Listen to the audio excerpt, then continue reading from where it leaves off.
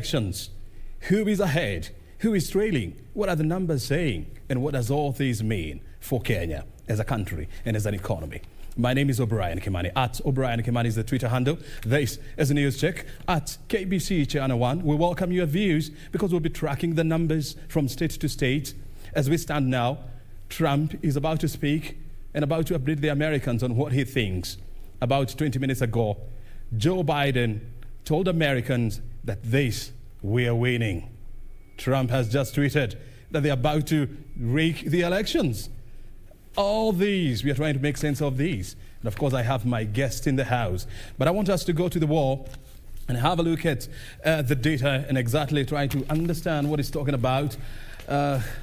Let's see. Look, this is the map. The red is for Trump. The blue stands for the Democrats. And so, as you can see, Trump appears to be taking lead in a significant way. Let's first of all have a look at some of the states that, Trump is leading. So far, wait a minute. It's giving us problem here. Come on. Let's start with Texas. Already, Texas, Trump has already taken it with a margin of 52.2%. Joe Biden came second with about 46.4%. And there's another candidate here, Joe Jorgensen, coming third with 1.1%. Remember, the elections are going to be determined by the candidate who will clinch the 270 electoral votes out of the 538 electoral votes. So it's not a question of who has the popular votes. As we stand now, let's have a look at Nevada. Well, California is another interesting state where Joe Biden actually flew with it. 55 electoral college votes. Of course, this was expected, bearing in mind that California has always been a blue state. Joe Biden taking it up with about 66.4%. Trump trailing with about 32% of the total votes. Illinois is another interesting state with 20 electoral college votes. Joe Biden flew with it, 55.2%. And of course, Joe Jorgensen coming third with 1.1% of the electoral votes in that state. We are still tracking to see who exactly will take win scores in. This is definitely a swing state, and it's a close call. We are yet to see, but according to the latest figures, Trump is somehow leading with a slight margin, but as we are saying, it is still too close to call. Another interesting state to watch is Pennsylvania. Oh yeah, let's see exactly what's happening. Donald J. Trump is ahead with about 56.4 of oh, look, the figures have jumped. Pennsylvania, oh my goodness. It's good to say that Donald Trump is likely to take this state, which is going to be a significant boost to his re-election. Joe Biden is trailing him with about 28.6%. So it is good to say that Trump has already taken Pennsylvania. Let's have a look at another critical state of Wisconsin. There you are, Trump. This one is too close to call, but Donald Trump is ahead with 51.3% of the votes there, while Joe Biden is trailing second with 47.2% of the votes. Let's now head all the way to Michigan, another critical state. Joe Biden is trailing Donald Trump with 45% of the votes, while Trump is ahead with 53.3% of the vote of the total vote, and that comes to about 68% of the votes cast. So let's see another interesting state, North Carolina. Donald Trump again is ahead with about half of the total votes cast. That is about 50.1%. Joe Biden coming in second with 48.7%. And out of this, we are talking about 94% of the total votes that have been counted so far. And so it's clear that here it's a tight race between Joe Biden and Mr. J. Trump. Let's go to Georgia, again, another critical state, which is with about 16 electoral college votes, Donald Trump again ahead with 50.7% of the votes, while Joe Biden is trailing second with 48.1% of the votes counted, which stands at about 93% of all the total votes. Another interesting case here was the case of Arizona. Let's go to Arizona. Oh, Lord. It's just playing poker games. Arizona. There you are. This was a surprise even to Republicans, where Joe Biden managed to scoop the state with about 52.4%. It has always been a red state, this time around turning blue. And this actually scared so many Republicans. But in the last 1 hour or so, we have seen the situation is changing. And as you can see, the American states are looking red, which means that Trump is definitely ahead. And the question is, will it be the case all the way to the end? Let's have a look at Alaska. Well, not significant because, you have about 3 electoral college votes where Donald Trump, again, is way much ahead of Joe Biden with about 60% of the total votes counted, which is about 28%. So it is still significantly small. So these are the numbers, and that's what they are talking about. The question is, by around noon, the world should be in a position to know who exactly has managed to win the election, the U.S. election 2020. Another interesting case is Florida. The Hispanic votes somehow has swung towards Donald Trump, bearing in mind that he has been having a lot of challenges with immigrants, especially coming from Mexico.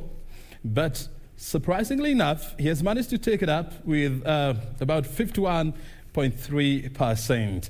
And I can tell you for sure that the Joe Biden team will be burning their midnight oil trying to find out how they lost Florida, because they were pretty sure that it was theirs to take.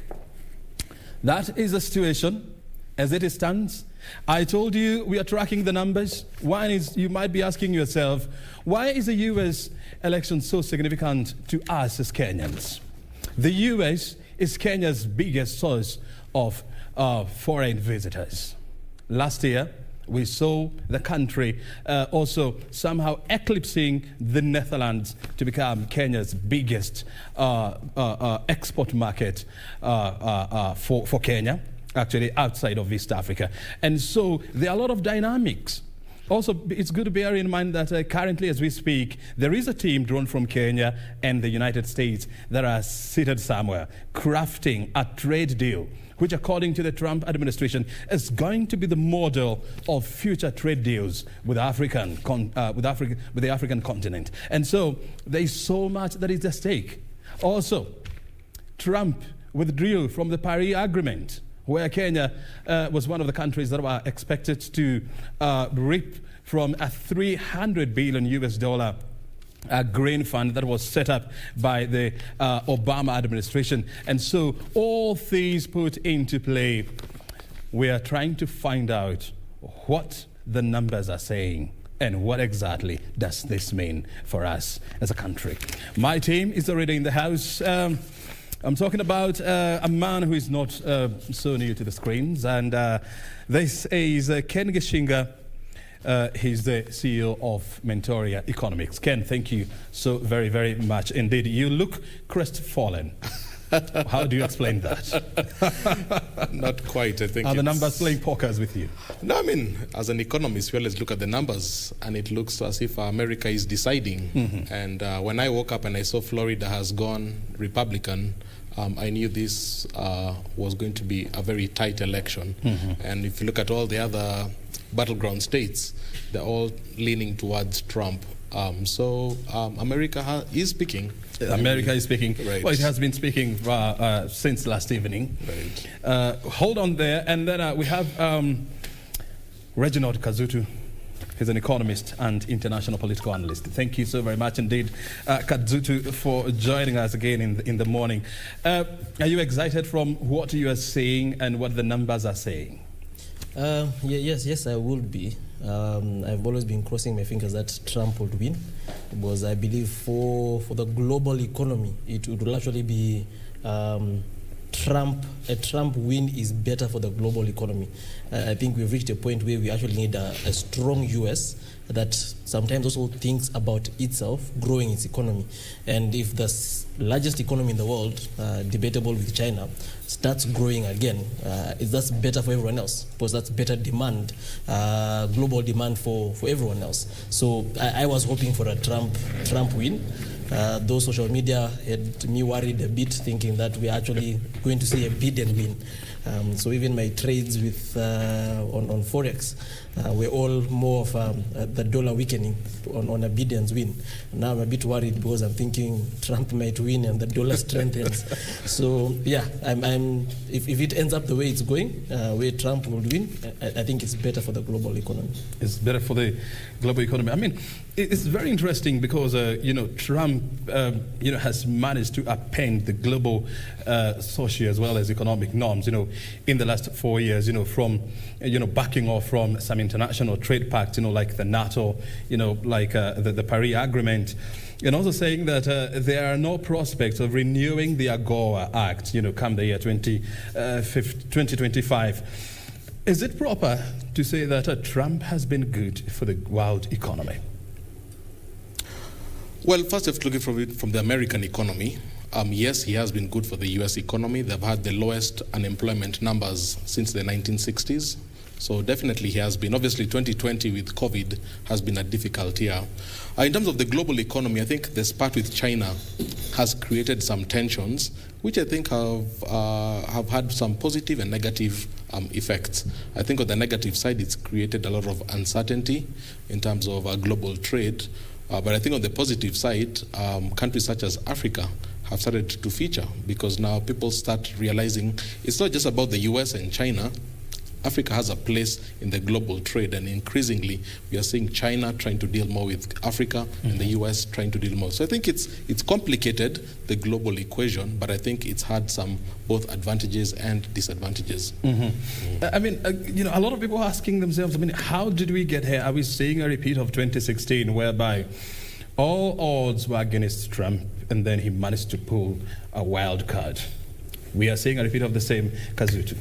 I think this goes back to us looking at how pollsters do polls. And at some point we need to look at the level of representation in terms of the sample size that they take to come up with who is leading in polls. It is not something that is uncommon here in Kenya. I think we always go to election knowing that someone else is going to win based on the polls, and the results do come out opposite, sometimes because of other factors. But I think the industry that is thinking to themselves right now is other pollsters. And most people now will be thinking, should we trust pollsters anymore? Should we be using pollsters for anything else? Because if they can't call an election, then is it right to even use them for our products and for our services, for them to do research for us? And also brings the element of behavioral science. I may tell you one thing now, but when I reach the ballot box, I look again, I say, no, I'm voting Trump. I've changed my mind. We are human beings. So there's that element of behavioral science that needs to get into most of our studies, especially for people who go into the stock exchange, people who go into business. You can plan everything, but you never plan how a human being is going to behave and to react. Look, how is this how is the world seeing these, coming from a U.S. president? Donald Trump storming his Twitter account and saying, we are winning big, but Biden is trying to rig the elections. It's interesting. It's interesting in two perspectives. That this is a sitting president shouting that is about to be rigged out. In Africa, that never, the shouts normally come from the other way around. You can't be rigged out as a sitting president. Yeah. So it's a testament of the independence of the U.S. electoral system from a sitting president. Hang on there about Trump. Trump is about to make a statement live from D.C. Let's first of all listen to him, courtesy of BBC. Thank you very much, please. Thank you. This is without question the latest news conference I've ever had. We love you. Thank the American people for their tremendous support. Millions and millions of people voted for us tonight. And a very sad group of people is trying to disenfranchise that group of people. And we won't stand for it. We will not stand for it. I want to thank the First Lady, my entire family, and Vice President Pence, Mrs. Pence, for being with us all through this.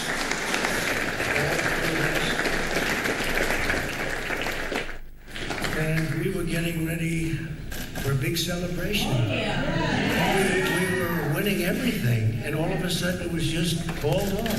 Phenomenal. The results. And we are getting ready. I mean, literally, we were just all set to get outside and just celebrate something that was so beautiful, so good.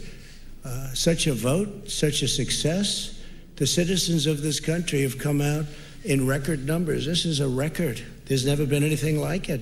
To support our incredible movement, we won states that we weren't expected to win. Florida, we didn't win it. We won it by a lot.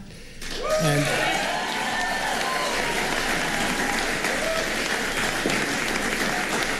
we won the great state of Ohio. We won Texas. We won Texas. We won Texas by 700,000 votes, and they don't even include it in the tabulations. It's also clear that we have won Georgia. We're up by 2.5% or 117,000 votes with only 7% left. They're never going to catch us. They can't catch us.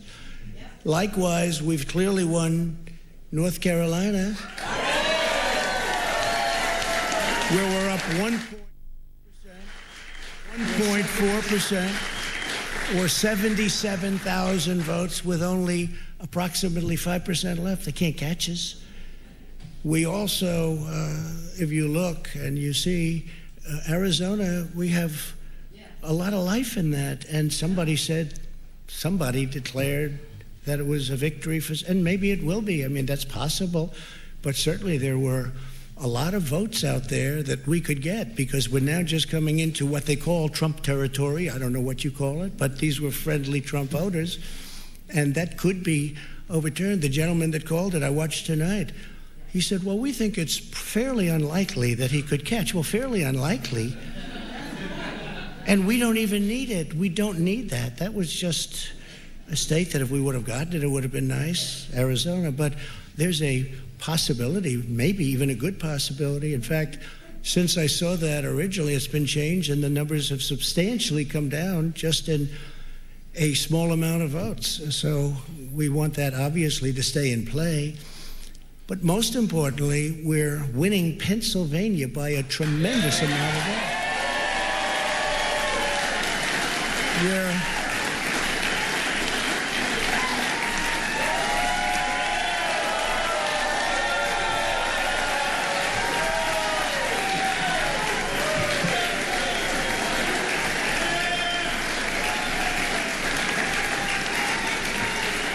We're up 600. Think of this. We're up 690,000 votes in Pennsylvania, 690,000. These aren't even close. It's not like, oh, it's close. With 64% of the vote in, it's going to be almost impossible to catch. And we're coming into good Pennsylvania areas where they happen to like your president. I mean, it's like very good. So we'll probably expand that. We're winning Michigan, but I'll tell you, I looked at the numbers. I said, whoa. I said, wow, that's a lot. By almost 300,000 votes, and 65% of the vote is in. And we're winning Wisconsin, so we're winning. We don't need all of them. We need, because when you add Texas in, which wasn't added, I spoke with the really wonderful governor of Texas just a little while ago, and Greg Abbott, he said, congratulations. He called me to congratulate me on winning Texas. I mean, we won Texas. I don't think they finished quite the tabulation, but there's no way. And it was almost complete, but he congratulated me. Then he said, by the way, what's going on? I've never seen anything like this. Can I tell you what? Nobody has. So we won by 107,000 votes with 81% of the vote. That's Michigan. So when you take those three states in particular, and you take all of the others, I mean, we have so many, we had such a big night. You just take a look at all of these states that we've won tonight, and then you take a look at the kind of margins that we've won them by. And all of a sudden, it's not like we're up 12 votes and we have 60% left. We won states, and all of a sudden, I said, what happened to the election? It's off. And we have all these announcers saying, what happened? And then they said, oh, because you know what happened? They knew they couldn't win, so they said, let's go to court. And did I predict this, Newt? Did I say this? I've been saying this from the day I heard they were going to send out tens of millions of ballots. I said exactly, because either they were going to win, or if they didn't win, they'll take us to court. So Florida was a tremendous victory, 377,000. Texas, as we said. Ohio, think of this. Ohio, a tremendous state, a big state. I love Ohio. We won by 8.1%, 461,000. Think of it. Almost 500,000 votes. North Carolina, big victory with North Carolina. And so we won there. We lead by 76,000 votes with almost nothing left. And all of a sudden, everything just stopped. This is a fraud on the American public. This is an embarrassment to our country. We were getting ready to win this election. Frankly, we did win this election. We did win this election. So our goal now is to ensure the integrity for the good of this nation. This is a very big moment. This is a major fraud in our nation. We want the law to be used in a proper manner. So we'll be going to the U.S. Supreme Court. We want all voting to stop. We don't want them to find any ballots at 4 o'clock in the morning and add them to the list, okay? It's a very sad moment. To me, this is a very sad moment, and we will win this, and as far as I'm concerned, we already have won it. So I just want to thank you, and I want to thank all of our support. I want to thank all of the people that worked with us, and Mr. Vice President, say a few words, please. Please.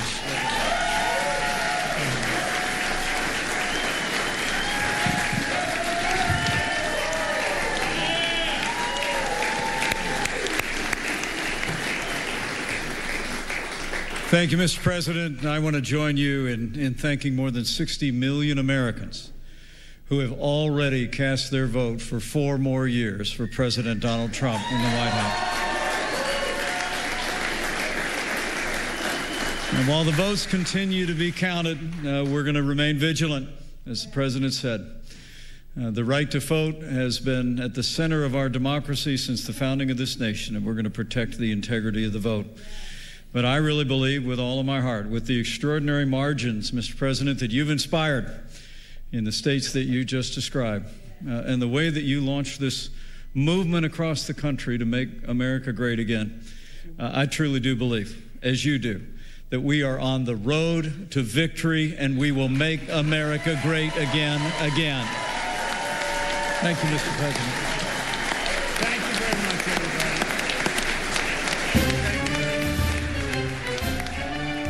everybody. U.S. President Donald Trump and his Vice President Mike Pence there, sounding like they're making a victory speech there in White House, but it is too close to call. And the most interesting thing about Donald Trump is that he has already declared that he has taken Wisconsin. Oh yeah, it's proper to say that he has already taken it because, as you can see, with about 91% of total votes counted, he's ahead with about, well, wait a minute. Let's go back again to Wisconsin. There you are. With 10 electoral college votes and about 91% of the votes counted. Actually, right now we're talking about 100%, of votes counted. Donald Trump is ahead with 65% of the total votes. So it's proper to say that Trump has taken over or has won in Wisconsin. And so your guess is as good as mine as to who is likely to take these. Let's look at another state here, a very interesting one of Michigan. 16 electoral college votes. With 71% of total votes counted, Trump is ahead with 53.4% of the total votes counted. Well, Joe Biden is trailing with 45% of the total votes. In terms of electoral college, this is how it's all coming down to Joe Biden with the 225 electoral votes. Trump somehow eclipsing him pretty fast with 213 of the total electoral college votes. Remember, for you to be declared the winner, you need to get to 270. The most interesting thing about this whole scenario is that Trump has managed to leapfrog. He was about 190 in about 1.5 hours ago. Right now, he's at 213. Joe Biden somehow seems like he has stagnated at 225. And all the critical states that you would expect Joe Biden to be counting on, and we are talking about, the states like Georgia. He's trailing Donald Trump with about 50%. With about 48% against Trump, 50.7%. Another state where he would be having some hopes is Pennsylvania with 20 electoral college votes. He is actually way behind Donald Trump with about 42.7% of out of the 64% votes counted so far. Trump is ahead with 56.1% of the total votes. Another interesting case here is, let's go to North Carolina here. Donald Trump again is ahead with 50.1%, and Joe Biden coming second with 48.7%. And this it's proper to say that Donald Trump has taken it because 94% of votes have so far been counted. So it's proper to say that Joe Biden is now counting on two states. The state of Nevada with 6 electoral college votes. And this is where he's ahead with 50.3% of the total votes counted, which now stands at 67%. And Donald Trump is 47.6%. Another state where Joe Biden is banking on is the state of Arizona. He's ahead with 51.8%, while Donald Trump is trailing him with 47%. The state of Alaska, I told you, Trump has already taken that. This is how the situation looks like. We have just heard from U.S. President Donald Trump. He's somehow making a victory speech at the White House.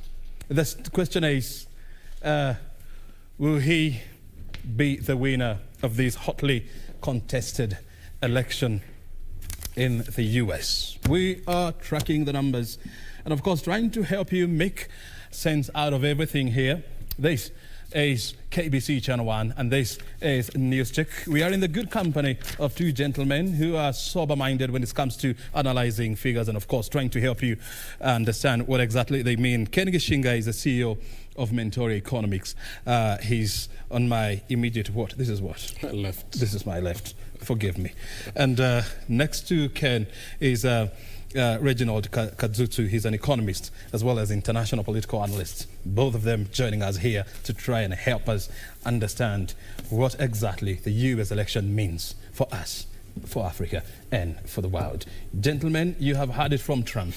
He's somehow just thumping, saying, Florida, it was expected.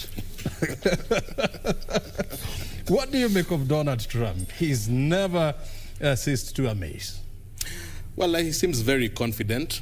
There are about 8 battle states when it comes to the U.S. presidential elections, and Joe Biden seems to be leading in 2 of them, but the remaining 6 appear to be leaning towards Donald Trump. And I think that's the reason that he's feeling this election is going his direction. Obviously, it's a tense time. It must be a tense time in the United States, and who knows what will happen next. But it increasingly is looking as if it will go the Republican way. Yeah. I'm trying to figure out what would happen if the coin was to flip and we see Democrat on the winning podium. Well, it could definitely go either way, because if you look at how would this augur with all Americans? I mean, are we likely to see, the country degenerating into pockets of chaos? Well, there'll definitely be some tension. I mean, you've seen the streets of New York and other big cities that have been boarding up the shops. People have been expecting there'd be some sort of violence. My thinking is the Supreme Court might have a big say in terms of the direction that the country goes, and I think I was not surprised when I heard that both parties might go to get an opinion from the Supreme Court. So I think this is something that might drag on maybe for a bit longer than we might expect. But it seemed like Donald J. Trump wants this to be closed out as soon as possible, because he fears that any extension to this process might introduce some level of fraud. Look here, I mean, we have our people down there in Washington and Massachusetts who are tracking these numbers and the happenings in the US.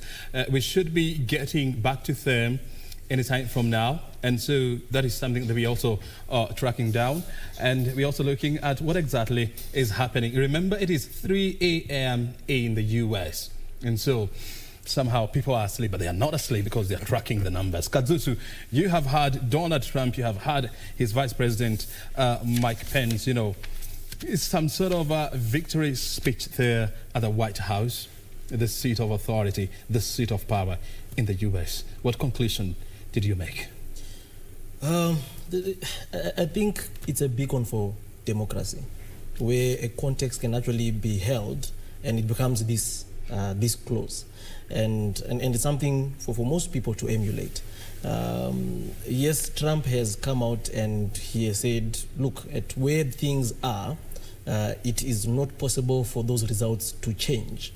But he's saying there's still some sort of voting or finding of mysterious ballots somewhere, which is what he wants to go to the Supreme Court to try and stop from them coming in after polls have closed.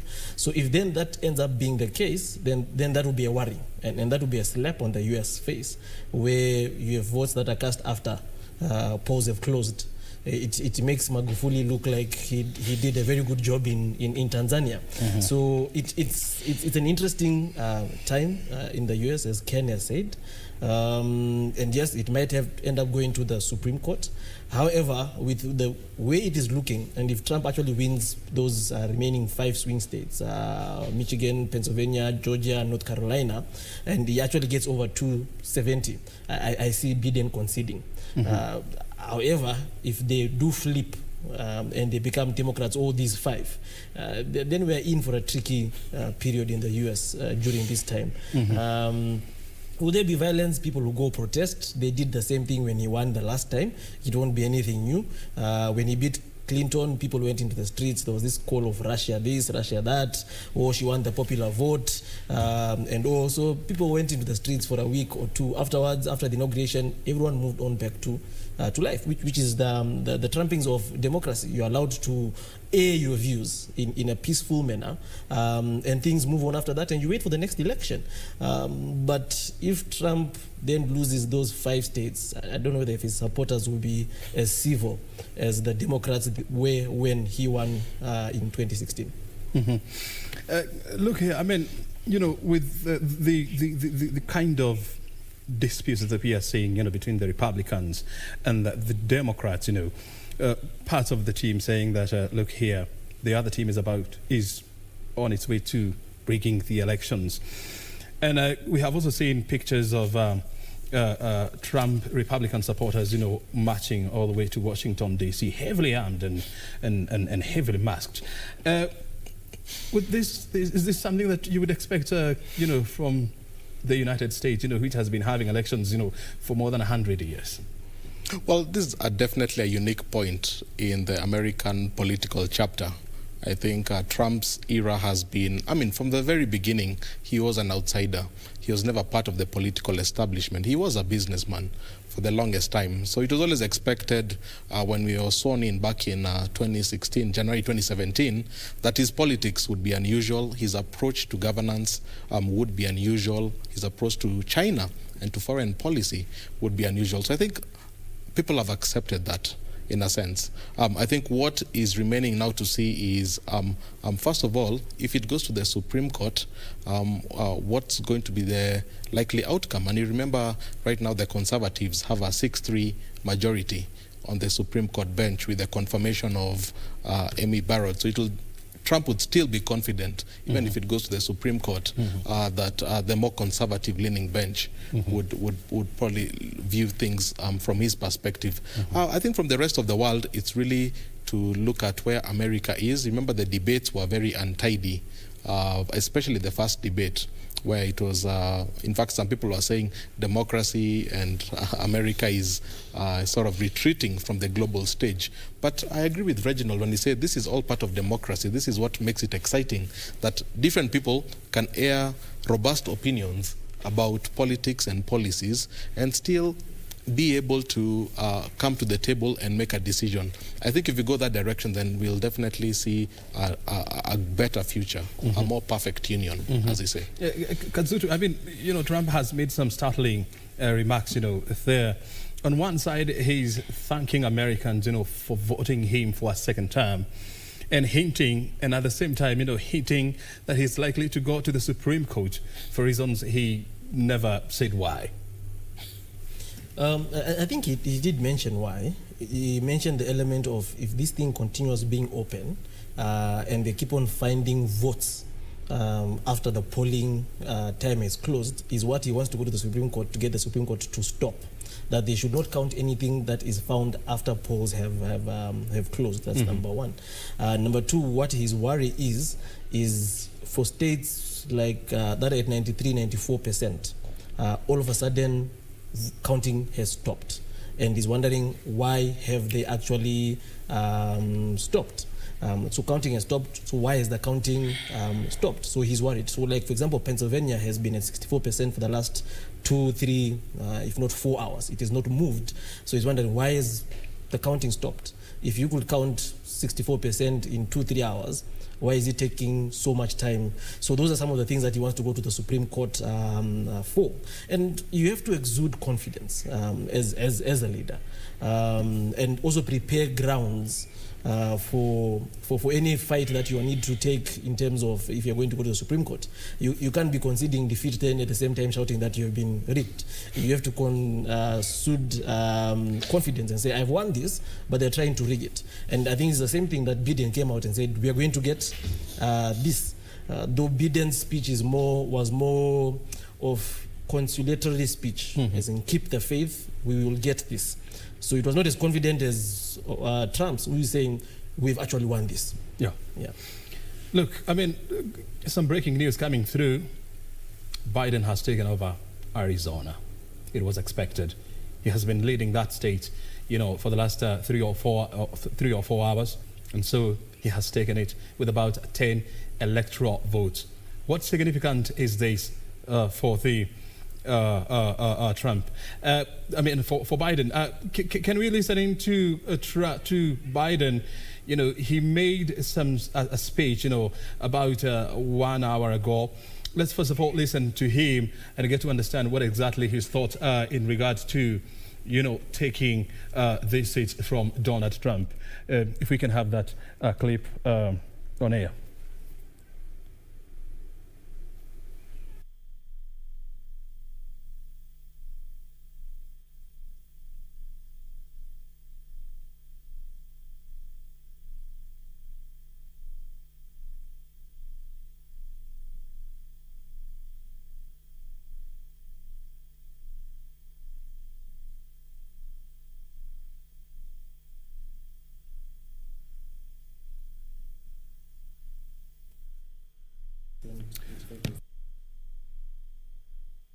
About 2 hours ago, Joe Biden, they're giving a speech and assuring his voters that this seat, or this time around, the position is up to us to take.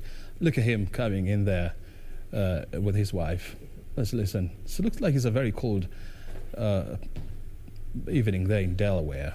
Let's listening to Pence. He actually looks happy. Let's listen. Good evening. Your patience is commendable. We knew this was going to go long, but who knew we're going to go into maybe tomorrow morning, maybe even longer. But look, we feel good about where we are. We really do. I'm here to tell you tonight, we believe we're on track to win this election. Yes. We knew because of the unprecedented early vote and the mail-in vote that it's going to take a while. We're going to have to be patient until the hard work of tallying the votes is finished. And it ain't over till every vote is counted, every ballot is counted.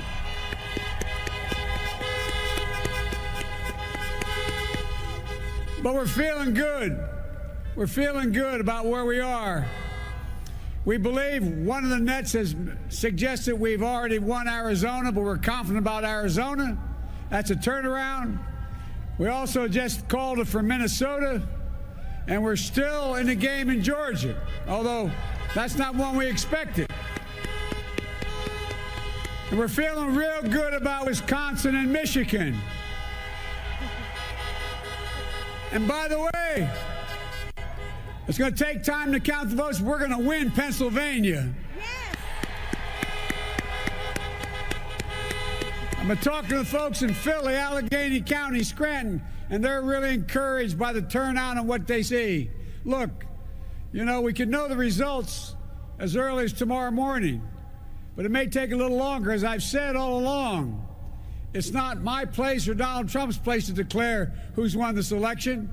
That's the decision of the American people. But I'm optimistic about this outcome. And I want to thank every one of you who came out and voted in this election. And by the way, Chris Coons and the Democrats, congratulations here in Delaware. John Carney. Pardon me? John Carney. Hey, John, the Gov, yeah, the whole team, man. You've done a great job. I'm grateful to the poll workers, to our volunteers, our canvassers, everyone who participated in this democratic process. And I'm grateful to all of my supporters here in Delaware and all across the nation. Thank you, thank you, thank you. And folks, you heard me say it before. Every time I walk out of my grandpa's house up in Scranton, he'd yell, Joey, keep the faith. And my grandma, when she was alive, yelled, no, Joey, spread it. Keep the faith, guys. We're going to win this. Thank you, thank you, thank you. Your patience is great. Let's walk over here.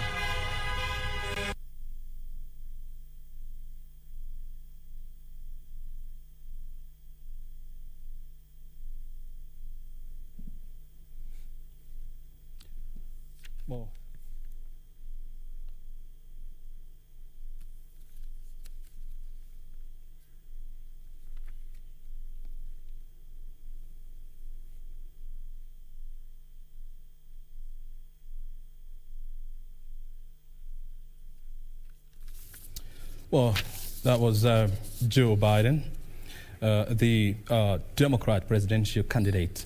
They're urging his supporters to remain enthusiastic and saying that they are ready for a big win. About 20 minutes ago, we have also seen Donald Trump making what appears to be a victory speech, thanking the millions of Americans who, according to him, has voted him back to the office and given him 4 more years to make America great, as he has just put it. And Joe Biden there again, contradicting Trump, saying that we are winning this thing. The question is, forget about the bravados, forget about the big chest thumping there. The numbers on the ground do not lie. And that is what we are trying to make sense of right here on this check. My name is Obrien Kimani. On News Check. My name is Obrien Kimani. In the good company of our 2 gentlemen, we are taking a short break, and thereafter, I'm coming back with more analysis. Stay right here.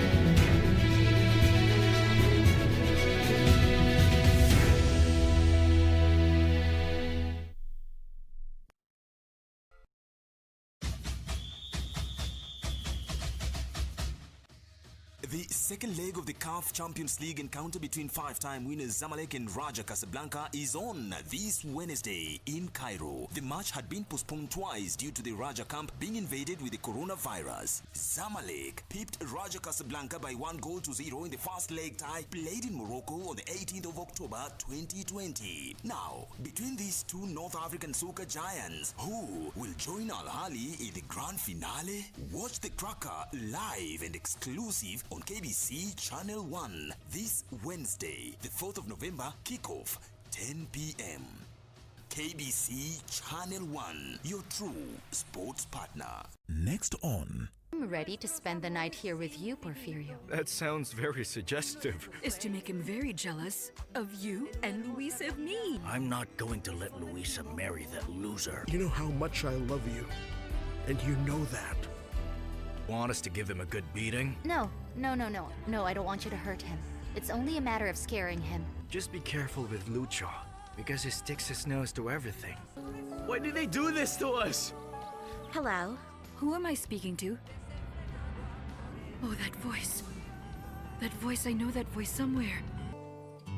In love with Ramon. 2 lionesses struggle to cohabit. Because I'm not going to stand here and be compared to some... Hey, Nancy, don't try me. As the coastal vacation brings Nancy and Joe closer. Nancy, you are full of surprises. What would you like me to do for you this morning? Or will it be Now, can you give us some space? No. He? Unaona hii? Ni usherati. Watch your mouth, Mother Teresa. Or what? This game is that you and Nancy are playing. Na nyinyi mmekuwa akina nani kuingilia mambo ya wazazi wenu? Springed, making a comeback. Hotter. Just gonna stand there and stare at us? How do you think things will end up here? This is a conversation between your father and I. Sometimes it would be good if you would just stand your ground. Wait, mtoto, wait. What happens between me and Mama Paul is none of your business. Bolder. You know Mama Paul is leaving you. So what? What? I'm done being your puppet and dancing to your tune and manipulation. We called the clients and told them that your purchase status down. Only on KBC Channel 1. Fridays at 8:30 p.m. Good afternoon, ladies and gentlemen. Teacher, you are not understanding. Some of you are about to have the worst day of your pathetic lives. And who gave you the right to speak to people like that? You guys, leave me alone. I don't know you anymore. Can we talk privately? Leave me alone. Ah, you guys focus, eh? I have a feeling you can be a lily funny guy. We are trying to focus here. No singing in this classroom. Classmates, every Saturday on KBC.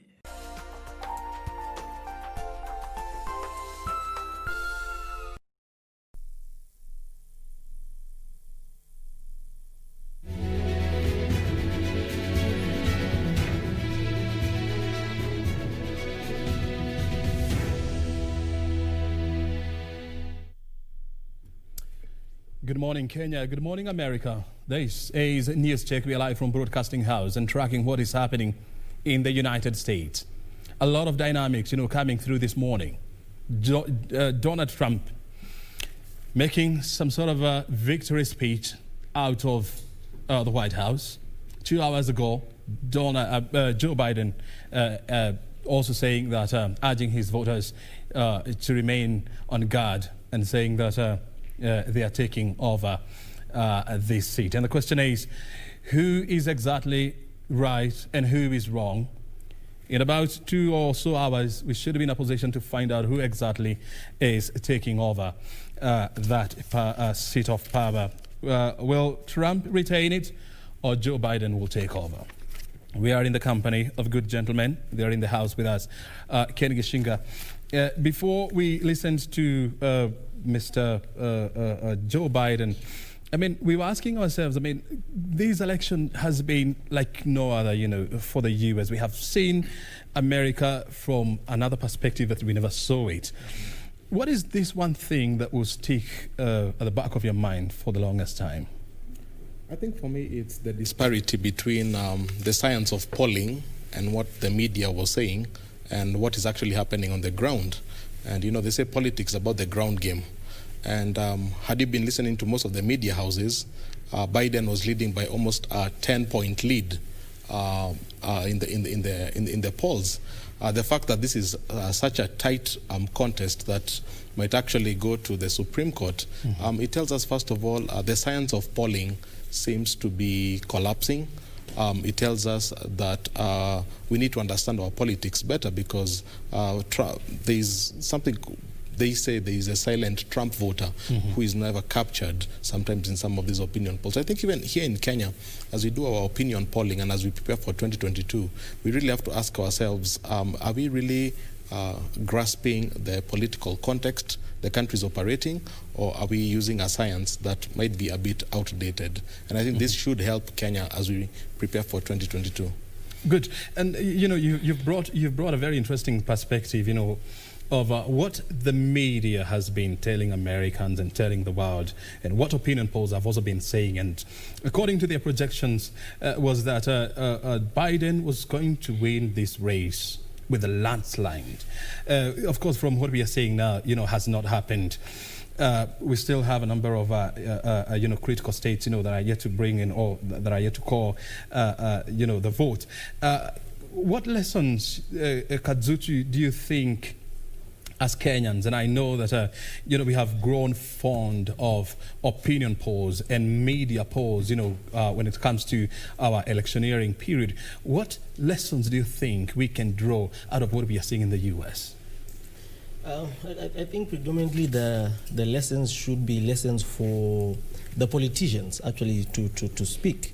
That if then they go into an election relying on opinion polls and they don't do their background work, if they don't do the legwork on the ground to make sure they actually have the votes in place, then you will realize that you will have disappointment or heartbreak. Look at the case of Florida, which all media had said that Biden was going to take Florida, but it seems like the Trump team did more groundwork and put up proposals to people that people actually at the end of the day look at it and say, okay, this guy has done this so far and he's promising to continue doing more.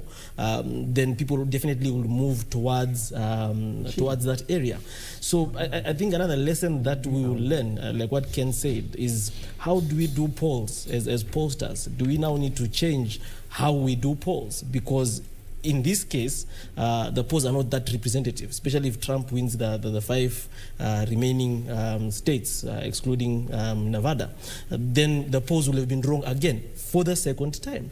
So if polls are driven by emotion, they're driven by euphoria, then you end up having completely the wrong polls. Taking into consideration what was happening with COVID and the pandemic and how the Democrats tried to play that against Trump, it is very easy to poll someone who might have just maybe contracted COVID, and they'll tell you, I'm not going to vote for this guy Trump.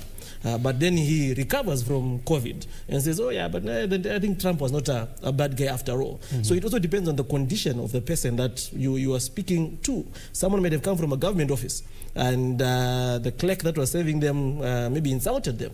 And they say, I'm not going to vote for this government.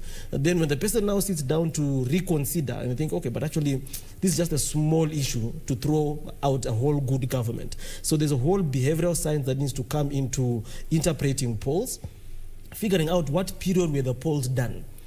For example, here in Kenya, if you are to do polls where maybe Ruto has just done a hustler, empowerment, something, most probably everyone in that place will say, yes, we're going to vote Ruto. Mm-hmm. But then you have not considered the mood that was in that place, what was happening at that point in time, and this is where behavioral science comes to determine how does it affect someone's opinion about someone. Mm-hmm. So when you look at polls, it's just not looking at the number, it's looking at where was the poll done, what was the condition of the people when that poll was done, what was the mood of the country during that point in time. Mm-hmm. Then you are able to understand and interpret whether it actually makes sense or not. Mm-hmm. Look, and what we are exactly seeing right now is some sort of a repeat of what we saw in 2016, whereby, all pollsters, were saying that Hillary Clinton was going to win. Even the media, had somehow blacklisted Trump and made a conclusion that, Trump was going to Clinton was going to carry the day. But what we saw was actually different from what the pollsters were saying. This is exactly the same thing that we are seeing now. I know there was an attempt by Parliament to try and regulate pollsters in this country. Do you think now Parliament is justified now to bring in such a law?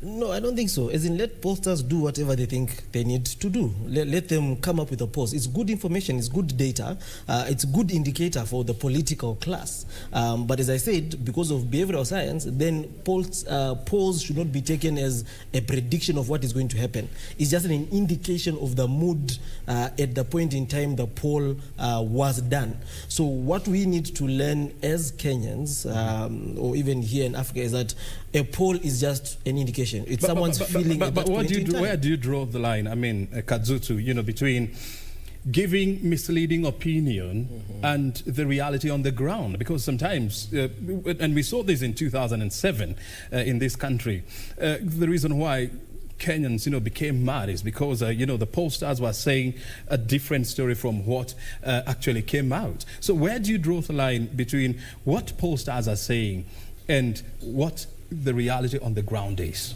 I think the issue is to educate people how to read pollsters' data, how to interpret it, and how to take that data in.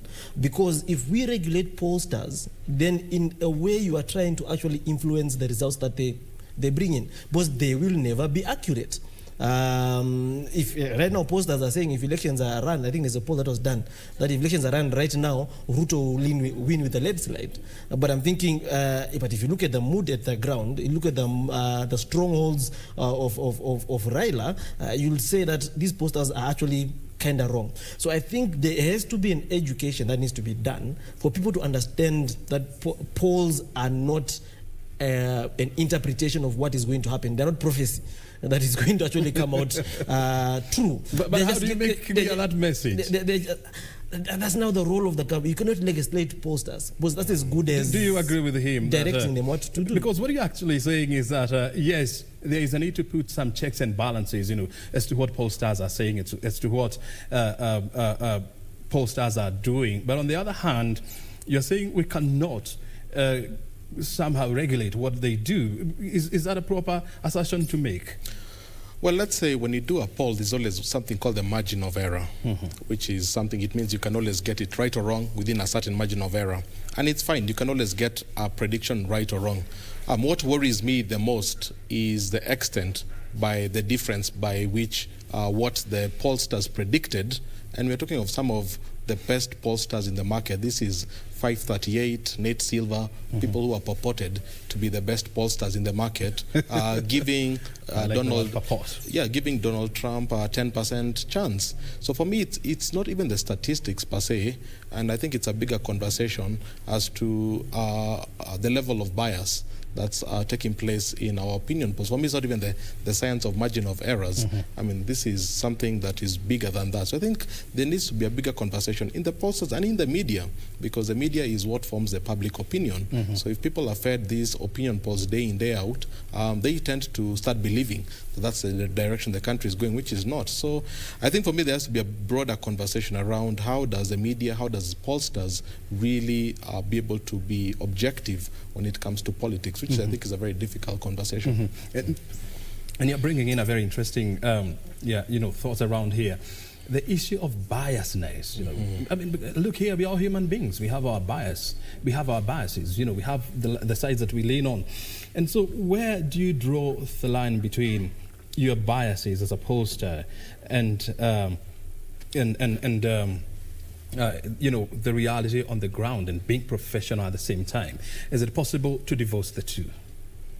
It can be a bit difficult because we all have our internal biases, but there's something in statistics called the OVB, the omitted variable bias, where you can try and control some of the things that you have a bias. So for example, if you, Obrien, were to decide, do people like this phone or not, and you went around the streets of the CBD asking people, you have your own feelings about this particular phone, and the fact that it's you doing all the samples sort of negates any bias that might be there. So that is one way of going about. Another way is, I think when you talk about the government and regulations, it's really asking all pollsters to provide the methodology they use. So don't just provide the numbers, provide the sample size, provide the questions, because even how you frame the question, you can frame something in a very positive or a negative way. I think those are some of the things that if there's any form of legislation, it should be just around methodology on how you go about it, but it should not be around what the outcomes should be.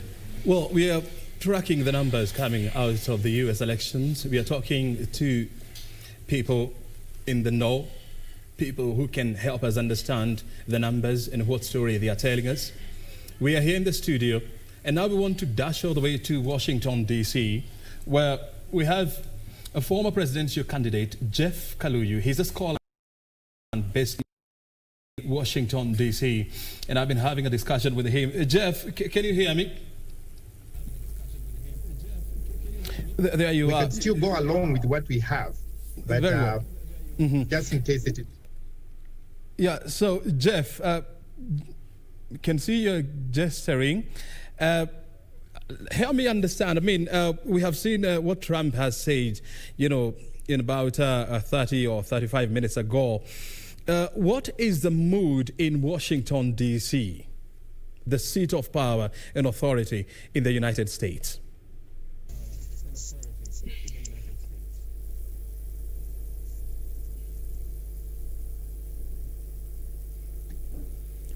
Jeff, can you hear me?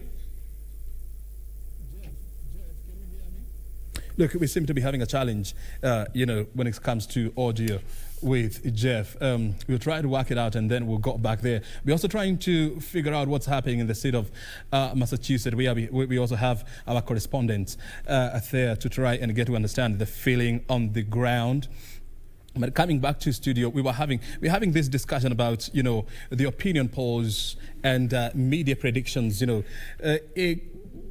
All along, we have been having pollsters saying that, Trump is going to lose the U.S. election by a huge margin. The numbers that we are seeing right now are telling a different story because the race is too close to call. The last time I checked, Biden was ahead in the electoral votes with about 225.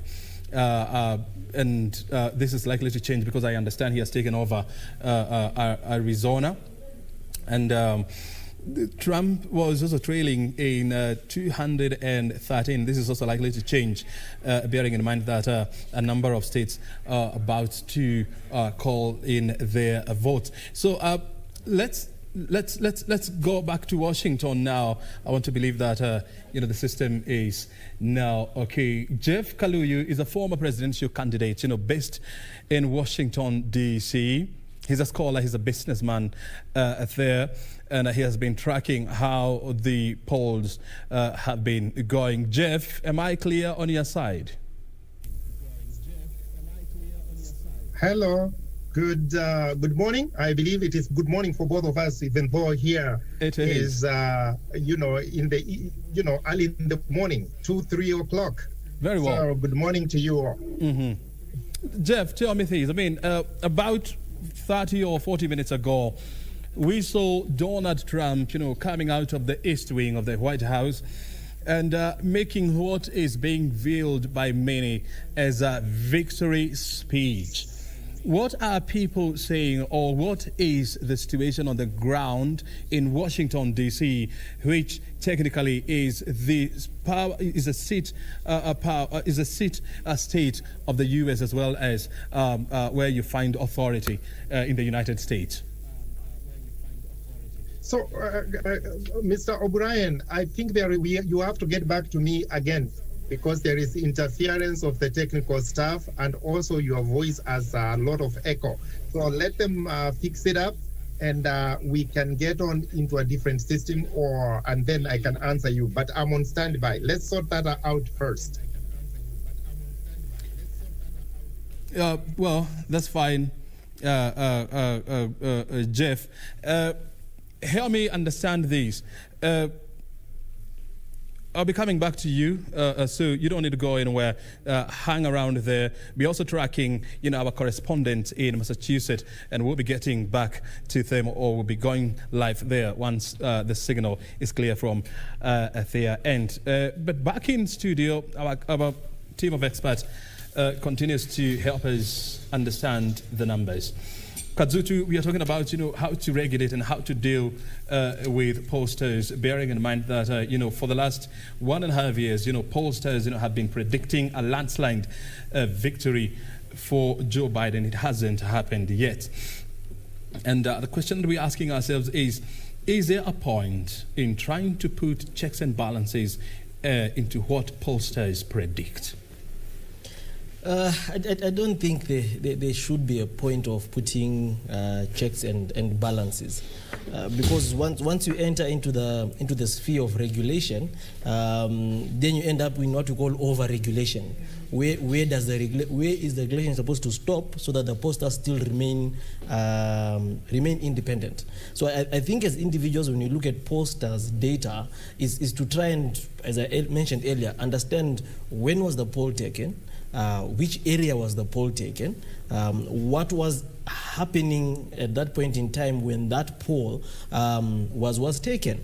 If I come to you, Obrien, and you are sick, and I try to get an opinion on something, most probably what you will tell me when you are sick and what you will tell me after was going to be completely different. So as individuals, as a country, we should not take pollsters as gospel truth. We should just tell them, take pollsters as a gauge of the mood at that point in time.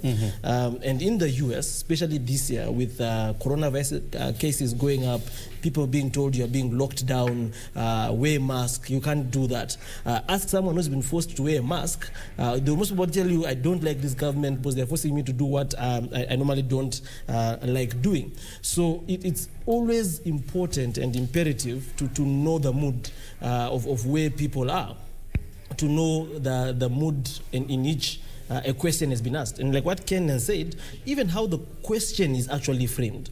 Because some questions can easily become leading questions. They lead you to a certain answer and not necessarily to give you your honest opinion on how it is. So I stand against regulating pollsters. I stand against regulating poll information. I am more of let's let pollsters do what they do, but let's interpret it the way we need to interpret it. It's just like a politician. They'll come and say, I will build this road if you elect me.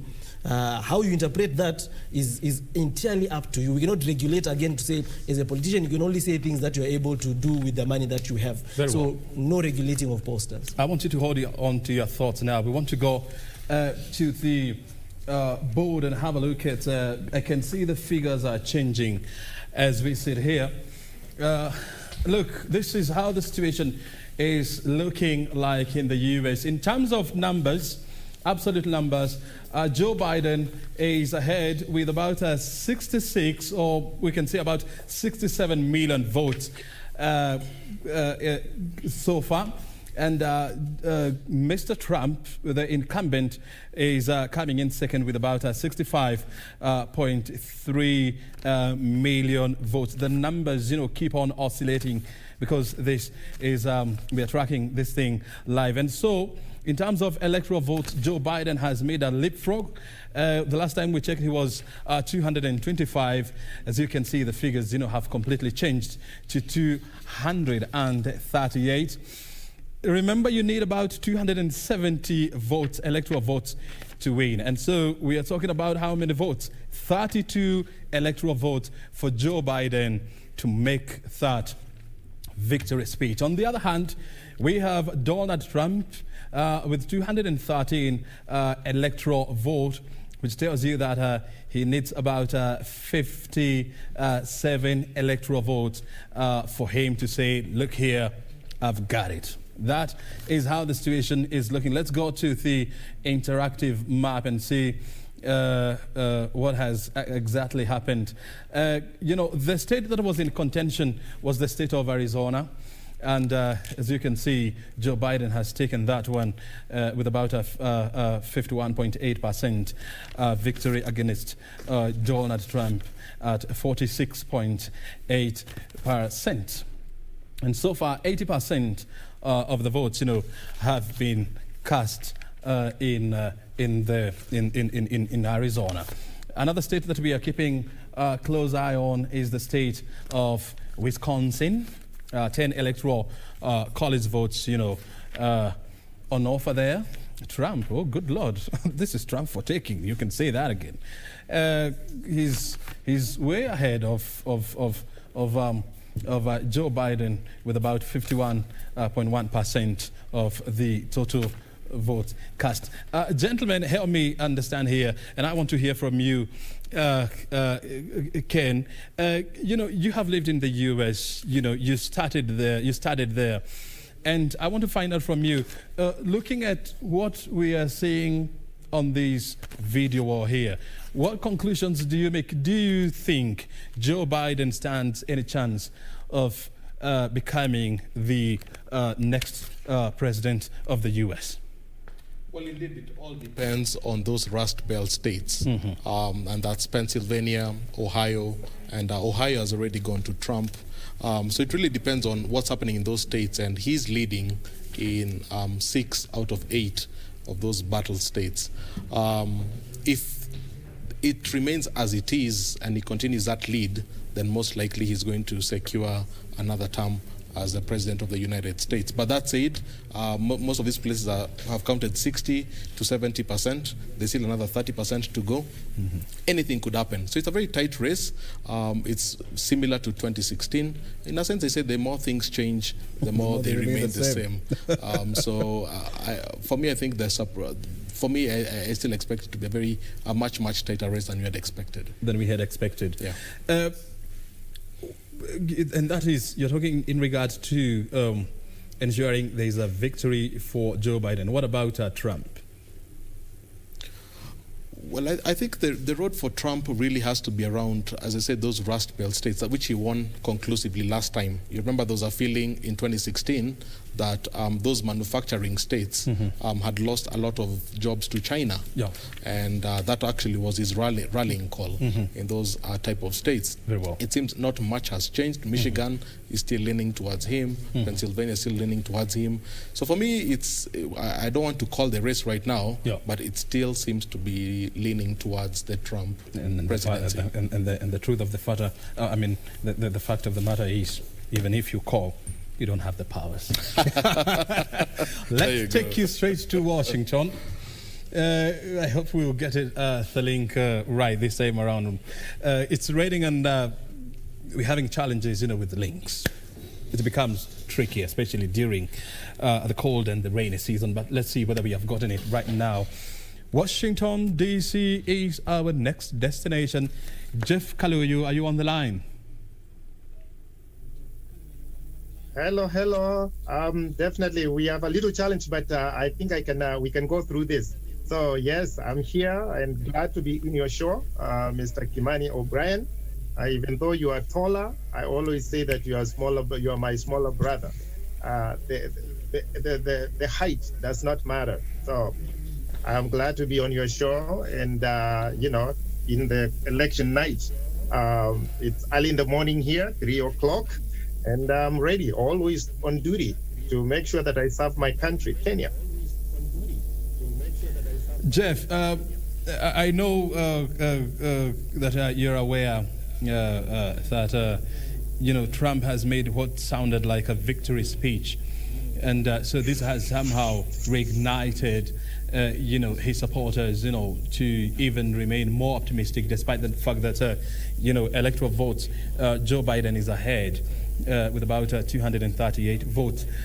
What exactly is the mood on the ground in Washington, D.C., being the state of power and authority for the U.S.?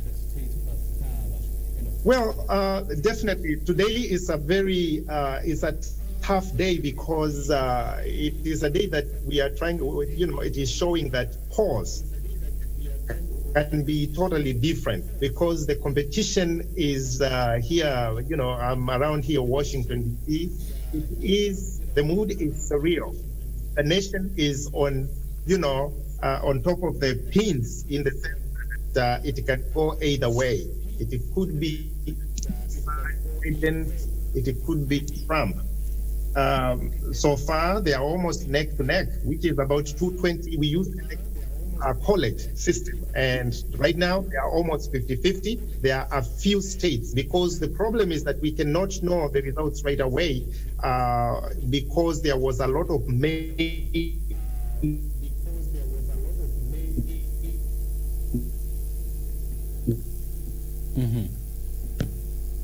Yeah, sorry about what's happening on your screen.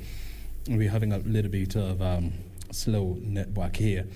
We are trying to connect Nairobi with Washington, the two centers of power for Kenya, and Washington, and the United States.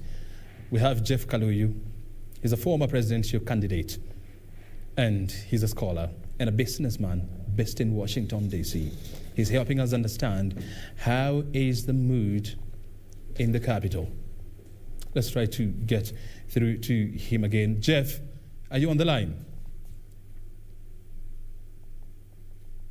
Of COVID. So a lot of people are on electronic.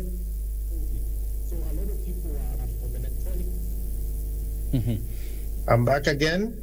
You are there. There you are. Thank you. You can hear me. I can continue. Yeah. So help us understand.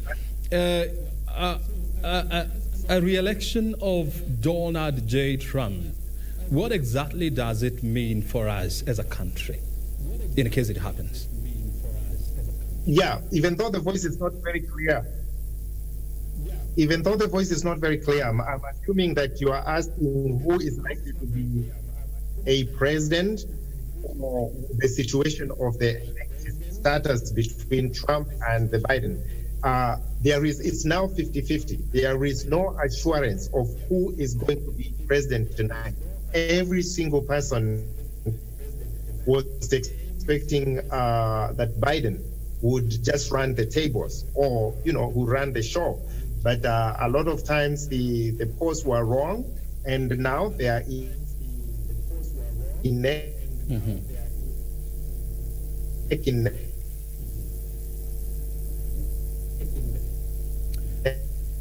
Well, sorry, I mean, we're having a little bit of a network freeze on air. Jeff is in Washington, D.C. He's helping us understand, the situation on the ground. We also have our correspondent, Simon Kirubi in Massachusetts. Simon, are you on the line?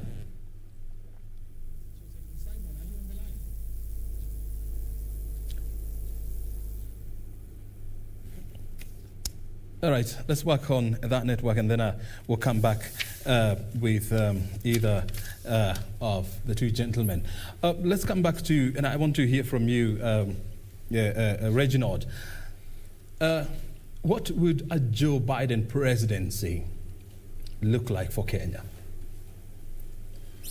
I think Joe Biden will most probably go the same route or continue the same Africa policies that Obama had started, since they started them together. So you'll expect most probably a revival of the Doing Business in Africa campaign. You'd expect to see a revival of the Trade Africa and Power Africa, Millennium Challenge that Obama started. That will be money that will be coming to the African countries, and Kenya included. Will there really be a major change? The only difference that I see between a Biden and a Trump is action. Trump is more for a situation where jobs are created in the US for any investment that he does anywhere, which for me is a better route for economic growth for any country, where you have more foreign direct investments than just opening up trade to get more exports coming in. If I don't see Biden pushing to get US companies to set up in Kenya, but definitely they will try and push to get more exports from the US coming to Kenya. Will they move out of the free trade agreement that has started? That's the benefit of the US, that the institutions work, and you cannot just undo what your predecessor was doing. So most of the things that Trump has already started will most probably continue. The only thing that they can do is maybe defund certain projects, and that's how you can kill a project between US and international partners. But I believe a Biden presidency for Kenya will definitely see AGOA continue. Trump has already promised that it's not going to go anywhere once it expires. Therefore, for the textile industry, they will be happy because of that. Is it more beneficial for Kenya to have a Biden or a Trump? I personally feel it is better to have a Trump presidency, not because of directly what might benefit Kenya, but what will happen globally, where Kenya benefits. If there's global demand for agri-produce, global demand for what we export, then it benefits Kenya better. Because if you look at what we export to the US, which is mostly apparel, we cannot compete that much with the Asian markets. So AGOA will obviously definitely reach a point where it has to expire. It has achieved what it has achieved, but it cannot scale Kenya to where it needs to go. So for Biden, yes, it's still a win for Kenya because AGOA will continue funding for some of the projects that have been starting under Obama will continue some of the things that Trump had defunded.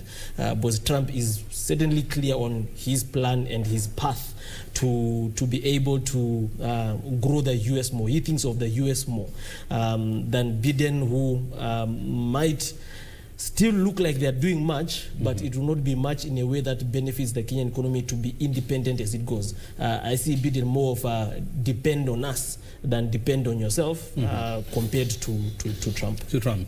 I can see my good friend here, Mr. Gishinga, is about to interject and say something. What did you want to say, Ken? What I wanted to say was with China in the background, whether it's a Biden presidency or a Trump presidency, America is giving Africa a lot more priority because they know what China, the inroads China is making in Africa. The only difference is the way the money is going to flow from the U.S. I expect from a Biden presidency, we'll see more developmental aid. So this is funding through the USAIDs, coming to Kenya. But from the Trump presidency, I expect to see more of businesses opening in Kenya. So we are seeing a lot more. You see, like the Hyatt is coming to open in Kenya. We're finding the Marriott, so more of businesses. In the grand scheme of things, that's money still coming to Kenya, but I think those will be the two philosophical channels through which money will end up in Kenya. And we saw during his presidency, his early years of presidency, I mean, the Kenyan president, Uhuru Kenyatta, was one of the few African presidents, that Donald Trump reached out to and made a phone call. And a number of things, were discussed, some of them being trade, human rights, and so much. Currently, we are aware there is a trade negotiation deal that is currently underway. And according to the Trump administration, they want to make this a model trade platform for the African continent. If we have Joe Biden, becoming the president, where will these discussions end up, Ken? Well, there's that phrase of trade before aid. For the far too long, Kenya has been a recipient of aid from the West. The new thinking now is we need to move that relationship between the U.S. and Kenya towards business and towards trade. And I think that is the way to go because that is what creates jobs. Now, in that trade agreement, obviously, it's still very much in its nascent stage, but I think the feeling around there is it needs to be balanced, both on the Kenyan side and on the U.S. side. You remember there's a time the U.S. dairy farmers said they wanted a slice of the Kenyan market, and that created some brouhaha. Here in Kenya. And also Kenya wants a bigger slice of the tourism market that comes from the U.S. Yep. So like any trade relationship, it's a give and take. And I think it's a better way because you start treating each other as equal partners on the table, as opposed to the aid mindset, which really has dogged Kenya and Africa, where it's more from a dependency perspective and really has very minimal long-term benefits to the country. So I think if we can continue that relationship based on building businesses in Kenya and creating jobs and livelihoods, I think that will outweigh any developmental angle that plays in the future. We have seen,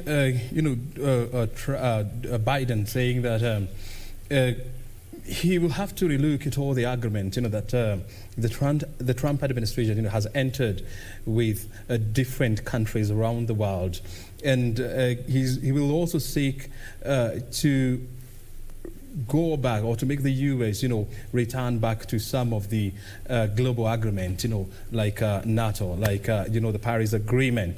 Kazutu, from where you sit, do you think, the negotiations, that are taking place between Kenya and the U.S., do you think they are likely to be a target of Joe Biden presidency? Unless he has an ideological shift of having free trade agreements with individual countries than having them with blocks, so to speak. As you said, it is going to be used as a model. I don't think there is much the U.S. will benefit from a free trade agreement with Kenya, to just say the truth. because one, we are a very small market, even for US goods. If you look at the structure of our population, where only 2 million people are in the formal sector, of that 2 million, only 1% earn over 100,000. So then you are looking at less than 100, 200,000 people. Why would a US company want to come and set up a factory to supply to 200,000 people? So I think they're really using it as a model, as a guinea pig.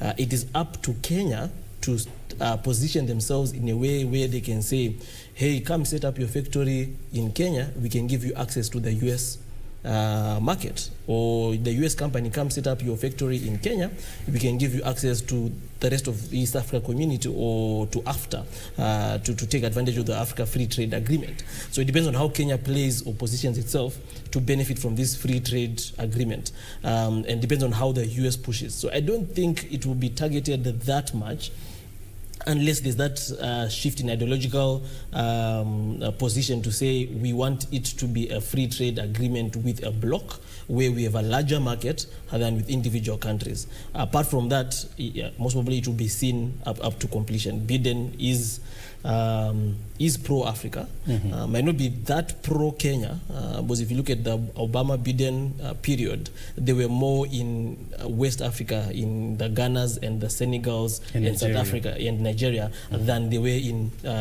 Kenya and East Africa, even with Obama there.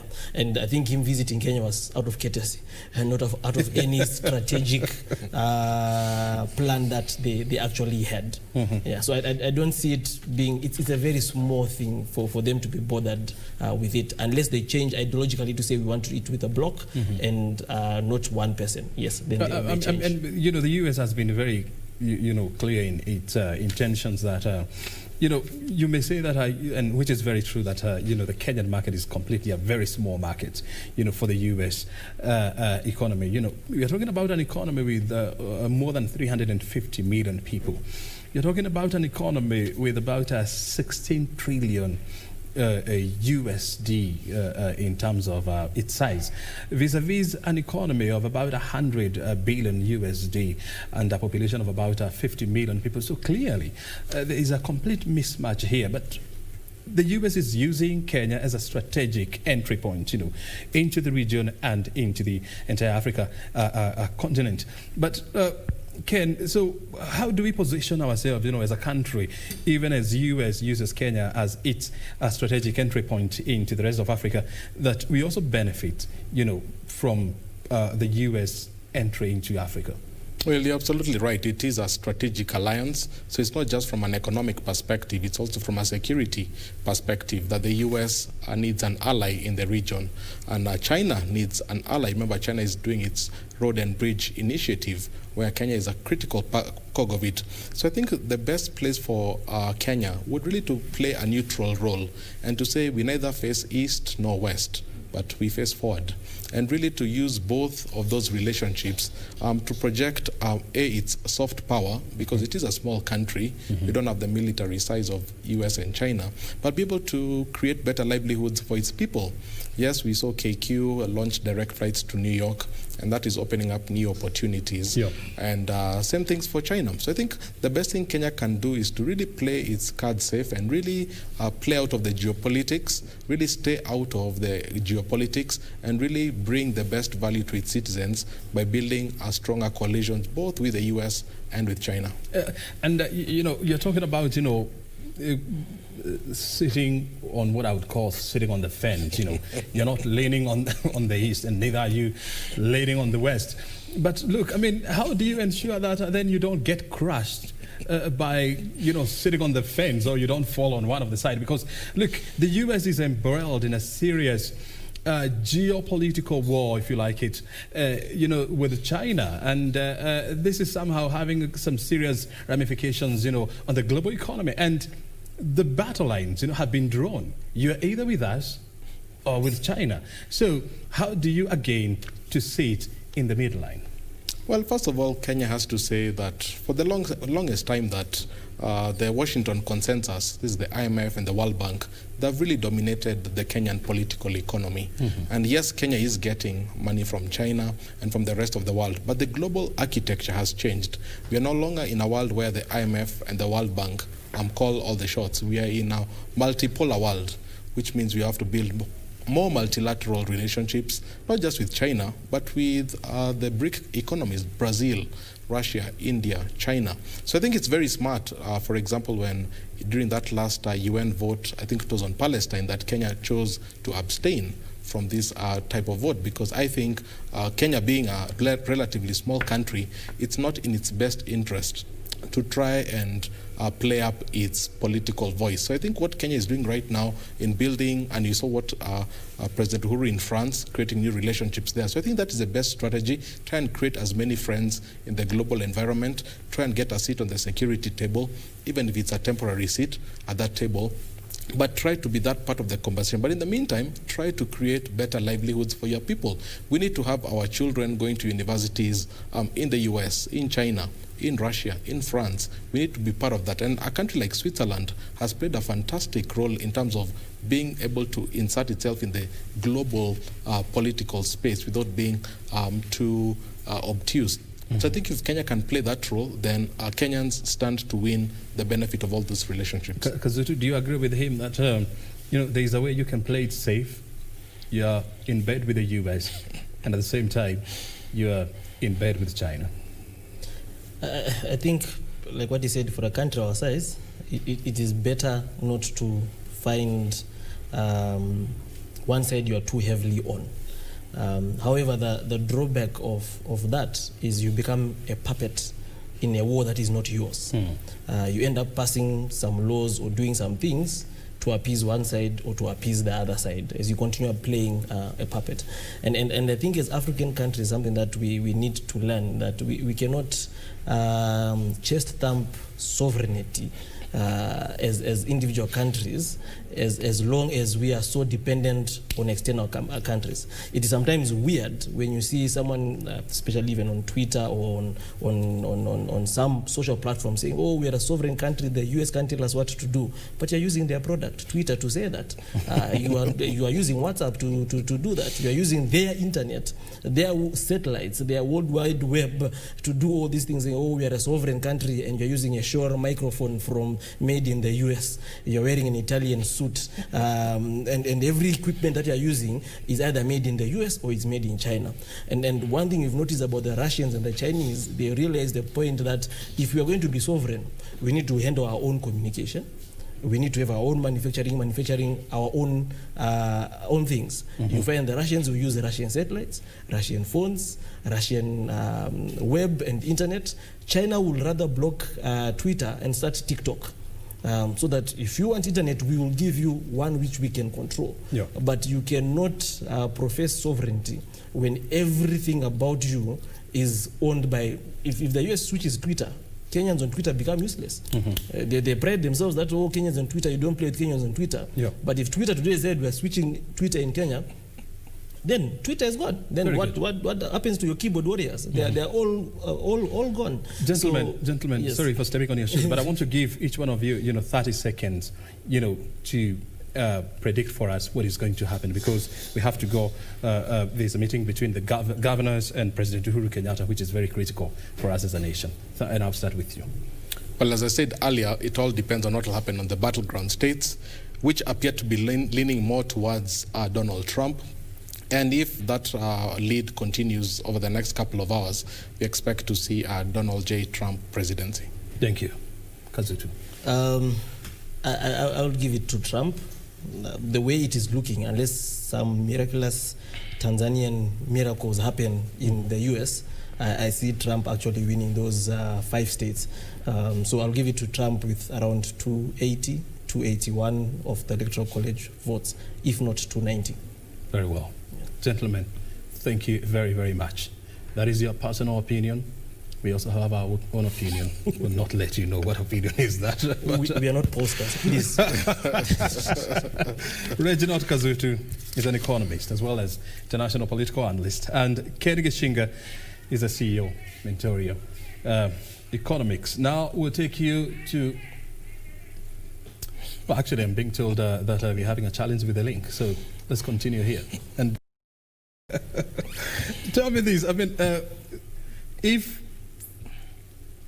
a miracle happens and we hear it is Joe Biden, what do you think would happen to America? Do you think it will unravel? America will be in shock. As I said, at least one thing that the US has been able to do is build up enough institutions. And that's something that they have done, is that it's an institution-driven country and not a person-driven country or a political person-driven country. So the way it is looking right now, Trump might be in the presidency, but the Democrats will have the Senate and the Lower House. Which means that these next 4 years are years of consensus to get anything that he wants done to actually be done. And that is the benefit of building strong institutions in a country, is that when such things happen, because for example, if there is a tie, if they all end up at 269, the Senate, the Congress are the ones that are going to decide who becomes president. And then Biden would have played his cards right, because he will be controlling the Senate. It will be a shame, yes, but I guess that's the tenets of democracy that they all signed up to.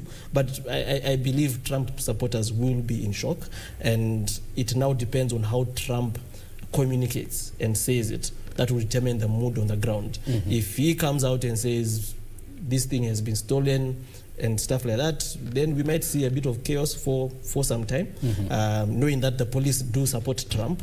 So it might be hard for the Democrats to tell the police to clamp down on protesters. So yes, I think that's the situation that we'll find in the US if Biden wins. Ken, I mean, look, just about 2 months ago, Trump is on record saying that if he loses the election, he's going to leave America. He has just tweeted saying that they are trying to rig the elections. Can we imagine a Trump who has lost the U.S. election to Biden? Well, I mean, we can only hope that there won't be any violence. You remember during the debate, he made a very controversial statement when he said, boys, stand by and stand ready. That was taken in a very negative light. But that said, as Reginald says, America is a country of institutions. There's a Supreme Court, there's a Senate. There's no shortage of institutions, including the military, to be able to stave off any violence. I don't expect to see like what we normally see in this neck of the woods, but yes, it can leave. I mean, it would definitely be a major shock. I mean, but the view of America, from a global standpoint, has significantly changed. In the last few months. I mean, who would have ever thought that you would see police forensics, what you call police stations here in Kenya, being set on fire in the US by protesters? Who would have ever thought that you would see Americans fighting in the street, shooting each other, beating each other, in the street over the death of one of their own? And this was more of an ideological battle, more of a race battle. And so would we be shocked if the US was to implode in case there's a dispute? I mean, I think definitely the death of George Floyd really triggered an old conversation about racial inequality in America, which is very true and which needs to be addressed. That same time, COVID played in and the economy also played in. So I think this year has been, I think what has made it such a difficult year to be a pundit has been the fact that you're dealing with almost 3 different trigger points, which are complicating the electoral math, the politics of the country. We have to wind up. Thank you so very much indeed, gentlemen, for your time and for your analysis. You're always on our call. We'll call you again when the time comes. Thank you. Let's listen to President Uhuru Kenyatta.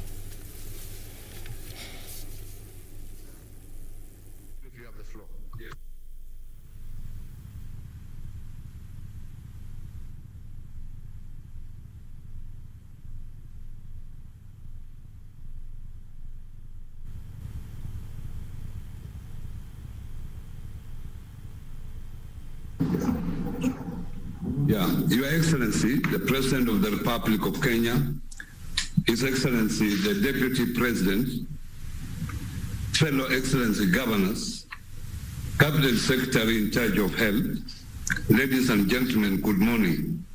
Your Excellency, on behalf of the 47 County Government, I take this opportunity to thank you for convening the 6th Summit, which has been an integral platform for both levels of government in shaping the response measures to the coronavirus pandemic in the country.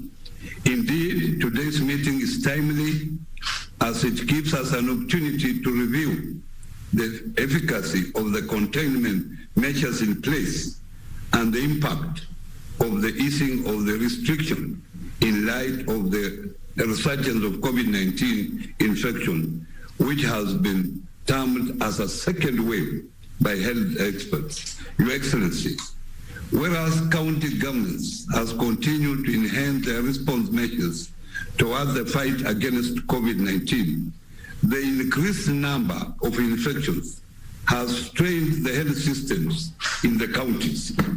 Currently, a number of counties are running on a full capacity in the isolation wards, ICUs and HDUs, meaning therefore that county government can no longer admit new patients. It is actually an acute crisis. Many patients are losing the battle en route to Nairobi to seek treatment. We shall be asking that we re-examine the easing of restrictions and re-strategize on the containment measures in the wake of the emerging new increased infections and fatalities. We are heading to breaking point because it is things that are raging out of control, and we are not able to transfer patients even from one county to another. Your Excellency, on the state of preparedness of the county government, today I will focus on the gaps in the counties, which if not addressed urgently, will threaten the gains made thus far. One, inadequate infrastructure.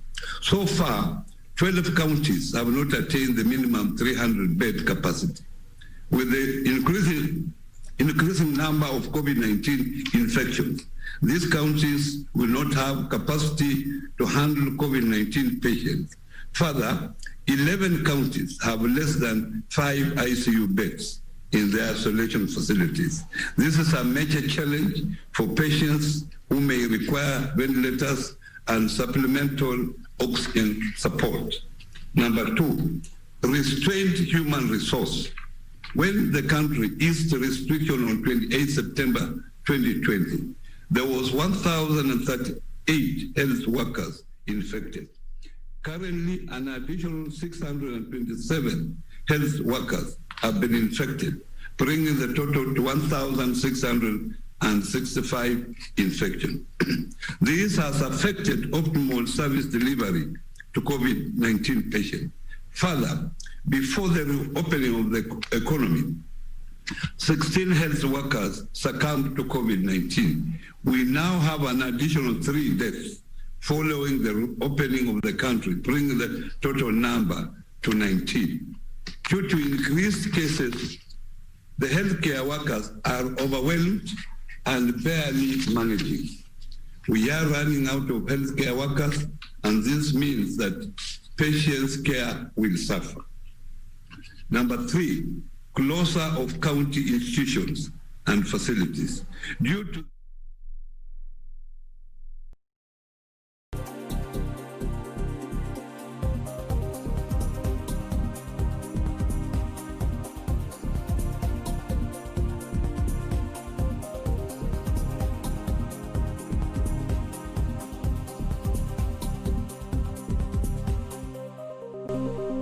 no choice but to close down. Worse still, we have to test all staff, yet there is acute shortage of testing kits. Number 4, non-compliance of COVID-19 protocols. Since the relaxation of the containment measures, there has been laxity in the enforcement of existing protocols, especially in the transport, entertainment, trade, markets, and tourism sectors. Further, members of the public have continued to disregard protocols relating to places of worship, funerals, and weddings. The political class has also continued to be the super spreader of this virus, especially during their engagement. This has significantly contributed to the escalating COVID-19 cases and collapse of the contact tracing effort due to the numbers that attend political meetings and those that socialize in bars. Number 5, insufficient care management and infection prevention and control. Since flattening of the curve, effort towards case management slowed down due to inaccurate and falsified information recorded by persons moving from one place to another. This has affected contact tracing, and this has led to increased community infections and the number of patients under home-based care. Your Excellency, on matter of policy, legal, and regulatory response to the pandemic, all the 47 county governments have medical insurance covers required by the Labor Relations Act. To this end, county workers on NHIF are covered for COVID-19 and designated health facilities.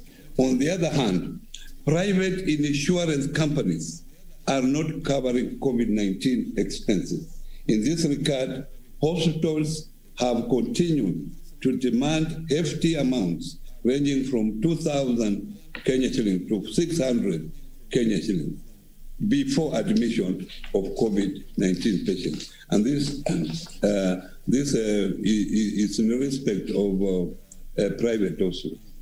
As county government, we request the national government to regulate health insurance in the country in the wake of COVID-19 by providing a policy and legal framework within which COVID-19 patients have to be accessed medical attention. It is unacceptable, heartless, and unethical that the private insurance companies who have been paid colossal amount of money now deny disparate Kenyans access to medical care, demanding more money from the already overburdened population. This has to change. Your Excellency, in view of the gaps highlighted above, the Council of Governors recommends the following.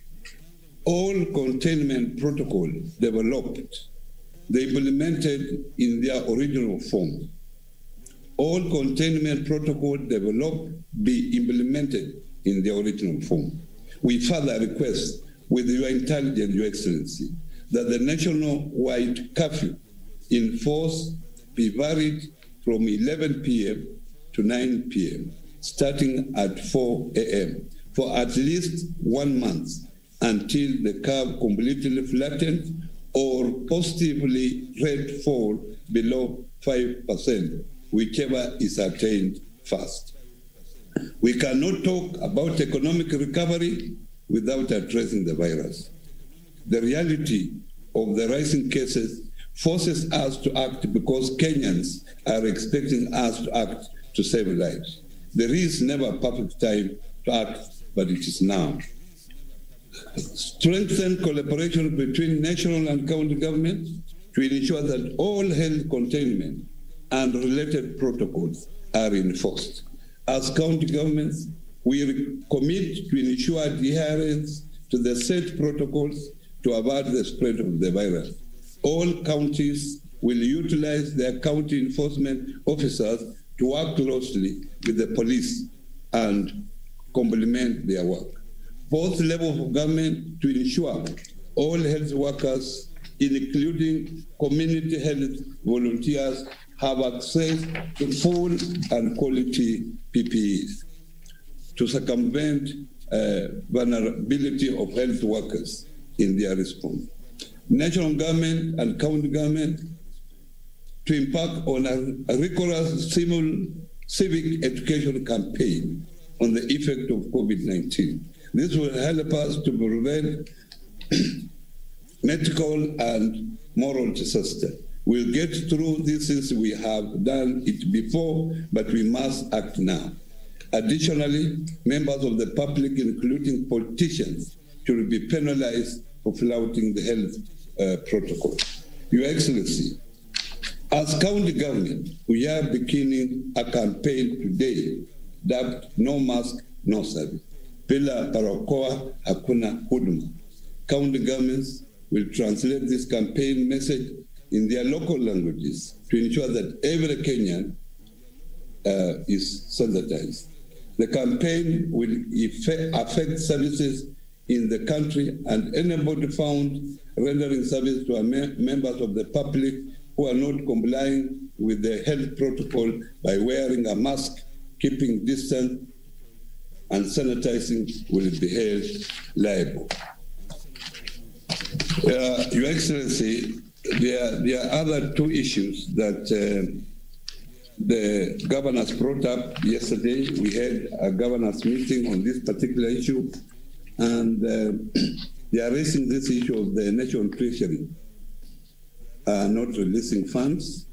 As you are aware, we received the first disbursement of 2 months, that was July and August, and since then we have not received any other disbursement. In view of what is happening, I think the next release should be done as quick as possible so that we are able to have more nurses for lockup, because you find that most of the staff who are now affected are in isolation, and it has forced us to employ more staff on locum basis. The other issue, despite the issue of the controller budget, you are aware that we raised this issue, and it is becoming worse. I think we will request, because we have tried our best. I will tell you, even in my own county, that up to now, we have not been able to pay some suppliers because of the information that is being asked. And the fact that this information is required in Nairobi, you can imagine how long it takes. It has become an audit, so it is very impossible to work that way. So on behalf of the 47 county governments, we appreciate your leadership, Your Excellency, and support during this period. I wish again to thank you for convening this important meeting. And lastly, it is a request of the governors that if you could consider again boosting the morale of the health workers, so that they are at least considered for another 3 months allowance, as we did before for April, May, and June. And if with what is happening also, we could get any support from the national government.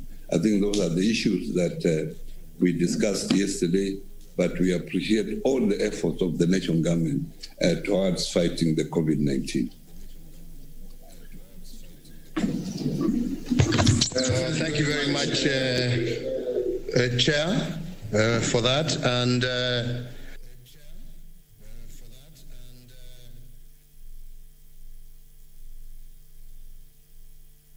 thank you very much, Chair, for that. And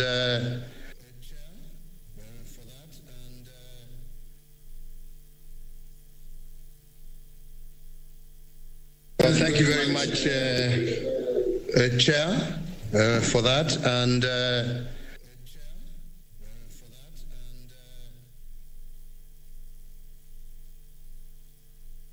thank you very much, Chair, for that. And Kwa moja kutoka pale Ikulu ambapo Rais Uhuru Kenyatta ameandaa kile kikao na baraza la magavana wakiongozwa naye Wycliffe Oparanya, ambapo wanazungumza kuhusiana na hali humu nchini kuhusu janga la COVID-19. Kumbuka ya kwamba Rais Uhuru Kenyatta anatarajiwa tu kutoa mwelekeo kwa taifa baada ya maambukizi kuzidi kuongezeka humu nchini. Na hivyo basi ni mkutano tu ambapo baada ya wale kukutana basi watakuwa wanazungumza mengi kuhusiana na hali itakavyokuwa humu nchini, mwelekeo utakuwa ni upi. Alipokuwa akizungumza pale gavana, mwenyekiti wa baraza la magavana amesema ya kwamba kuna yale mapendekezo ambayo wameweka kama vile kutaka kuongeza ule muda wa kafyu ili kuhakikisha ya kwamba idadi ya maambukizi inazidi kupungua. Kumbuka ya kwamba Rais Uhuru Kenyatta hapo awali alipokuwa akitoa hotuba yake kwa taifa aliweka yale maagizo mbalimbali, akaweza kulegeza baadhi ya masharti kama vile kuongeza muda wa kafyu kutoka mwanzo kabisa ulikuwa unakamilika mwendo wa saa 3, lakini akaongeza hadi saa 5 na vile vile kufungua baa, na hivyo basi shule vile vile wale watainiwa wameweza kurejea shuleni. Lakini kama tunavyoshuhudia katika siku za hivi majuzi ni kwamba idadi ya maambukizi ya COVID-19 inazidi kuongezeka. Kunavyo visa ambavyo vimekuwa vikiripotiwa katika shule mbalimbali, huku mawaziri kama vile waziri wa elimu Profesa George Magoha akisema ya kwamba mikakati yote imewekwa kuhakikisha kwamba ikiwa wanafunzi watakuwa wanapata virusi vya corona wakiwa pale shuleni basi watengwa na hakuna mipango yote ya kufunga shule. Lakini mtazamaji, kumbuka ya kwamba tunasubiri tu kupokea taarifa yake Rais Uhuru Kenyatta ili tupate mwelekeo kamili kuhusiana na ni kipi ama ni hatua zipi na ni mwelekeo upi ambao taifa litafuata katika juhudi tu za kuhakikisha kwamba idadi ya maambukizi inapungua humu nchini katika awamu ya pili ya maambukizi ambayo imekuwa ikishuhudiwa si hapa Kenya tu ila katika mataifa mengi, huku wa Kenya wakionekana ni kana kwamba wanazidi kulegeza yale masharti na kulegeza kamba katika kutii maagizo ya Wizara ya Afya. Na basi mtazamaji, pale Ikulu ya Nairobi tutakuwa tunarejea baada ya muda usiokuwa mrefu ambapo kongamano lile linaendelea baina ya Rais Uhuru Kenyatta, baraza la magavana na vile vile tumemwona pale waziri wa Afya Mutahi Kagwe. Wamekutana kujadili je, mwelekeo wa taifa utakuwa ni upi? Manake humu nchini mwezi wa Oktoba umekuwa ukiripoti idadi kubwa zaidi ya maambukizi humu nchini. Kuna wakati ambapo kulikuwa na idadi zaidi ya 1000 watu ambao wameambukizwa virusi vya corona katika kipindi cha saa 24, kumaanisha ya kwamba bado hali si shwari. Na hivyo basi macho yote yameelekezwa pale Ikulu, huku wa Kenya wakitarajia tu kupata taarifa yake Rais Uhuru Kenyatta na kufahamu mwelekeo utakuwa ni upi ili kuhakikisha idadi ya maambukizi inazidi kupungua. Hapo jana mtazamaji, tulikuwa na virusi vya corona ama idadi ya watu walioambukizwa virusi vya corona ilikuwa takriban watu zaidi ya 400, na hivyo basi na vile vile waliofariki ilikuwa ni watu 12 na vile vile watu 54 walikuwa bado wanapokea matibabu katika vyumba vya wagonjwa mahututi, kumaanisha kwamba ni idadi kubwa na hatua inazidi ama inastahili kuchukuliwa. Mbali na hayo mtazamaji, hapo jana wahudumu wa afya wale wa KMA walitoa, ule muungano wa wahudumu wa afya humu nchini KMA walitoa tu taarifa yao wakitoa mapendekezo kwa serikali kuhusiana na kile ambacho kinastahili kufanywa ili kupunguza idadi ya maambukizi humu nchini. Na baadhi ya masuala ambayo walikuwa wakigusia, kwanza kabisa ni kuhusiana na ule usalama wa wahudumu wa afya. Kumekuwa ukishuhudiwa migomo ya mara kwa mara kutoka kwa wahudumu wa afya ambao wanasema ya kwamba vifaa vya kujikinga ambavyo wanapewa havitoshi na kwamba wanastahili kupewa vifaa bora na vingi zaidi ili wajikinge zaidi wanapokuwa pale kazini. Na vile vile wanataka ya kwamba tume ibuniwe ya kuimarisha huduma za afya humu nchini, ibuniwe kwa haraka kikatiba ili huduma za afya, kila Mkenya awe anaweza kupata huduma za afya kwa haraka na kwa njia bora. Na vile vile katika maslahi yao wanataka serikali iwe inawapa mishahara kwa mapema, maanake migomo ambayo tumekuwa tukishuhudia ni kutokana na ukosefu wa mshahara kwa muda na kwa wakati. Wengine wakisema ya kwamba kufikia sasa hivi hawajapandishwa vyeo licha ya kuagizwa ama kuahidiwa ya kwamba hivyo watapandishwa vyeo baada ya muda, lakini kufikia sasa hivi bado wana malalamishi mengi ambayo wangependa waone serikali ikiangazia.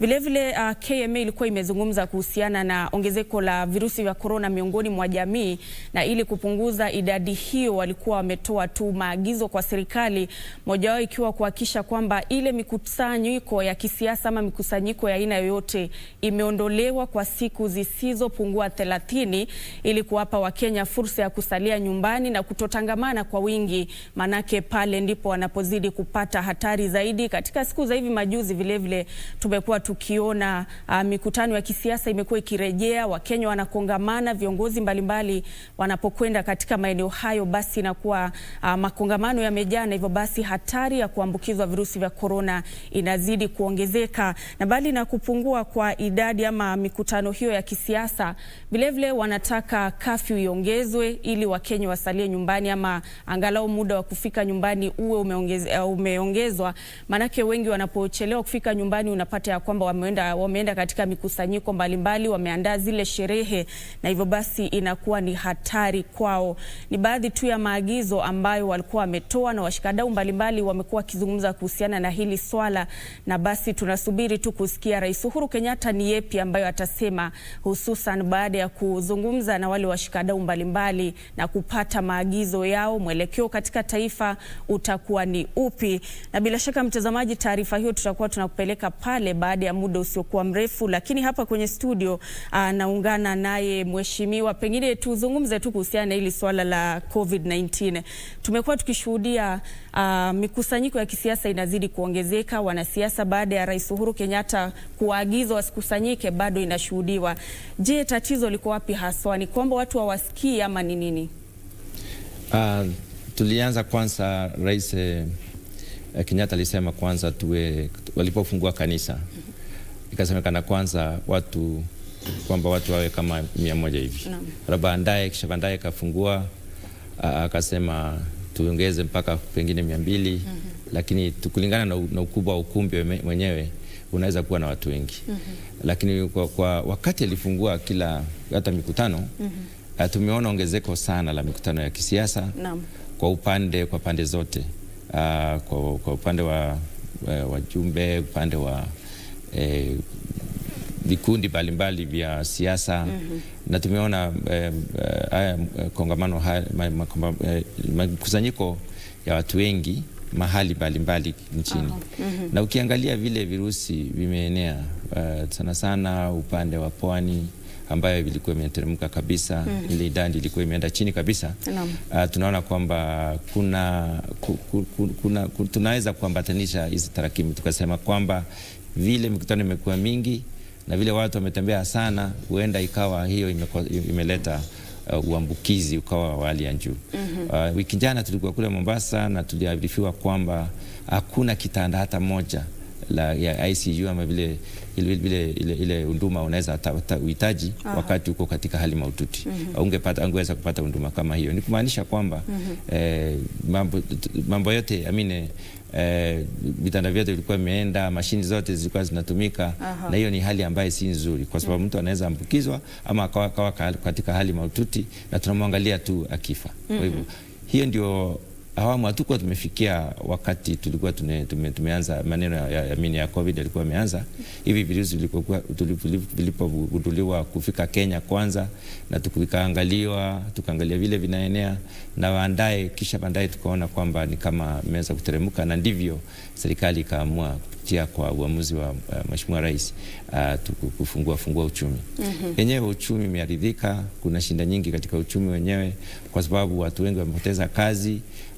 Tulikuwa kumefungwa mahali popote. Sasa tulikuwa katika shughuli za ufumbuzi. Sasa sijui kama ni hii mikutano imeleta shida mingi ama ni vile kulegeza kutimiza yale matakwa ama zile kanuni ziliwekwa na Wizara ya Afya. Inaonekana kwamba ule ulegevu ndio umeleta shinda, kwa sababu hata wakati huu unaweza enda ukute watu hawajavaa zile barakoa, watu hawaweki nafasi kati ya mtu na mwingine. Watu wameanza kujaa kwa matatu, kwa magari ya usafirishaji, mahali pa watu wamekusanya, wamesahau kama kuna shinda hiyo. Na hiyo inaweza kuwa inaleta shinda sana.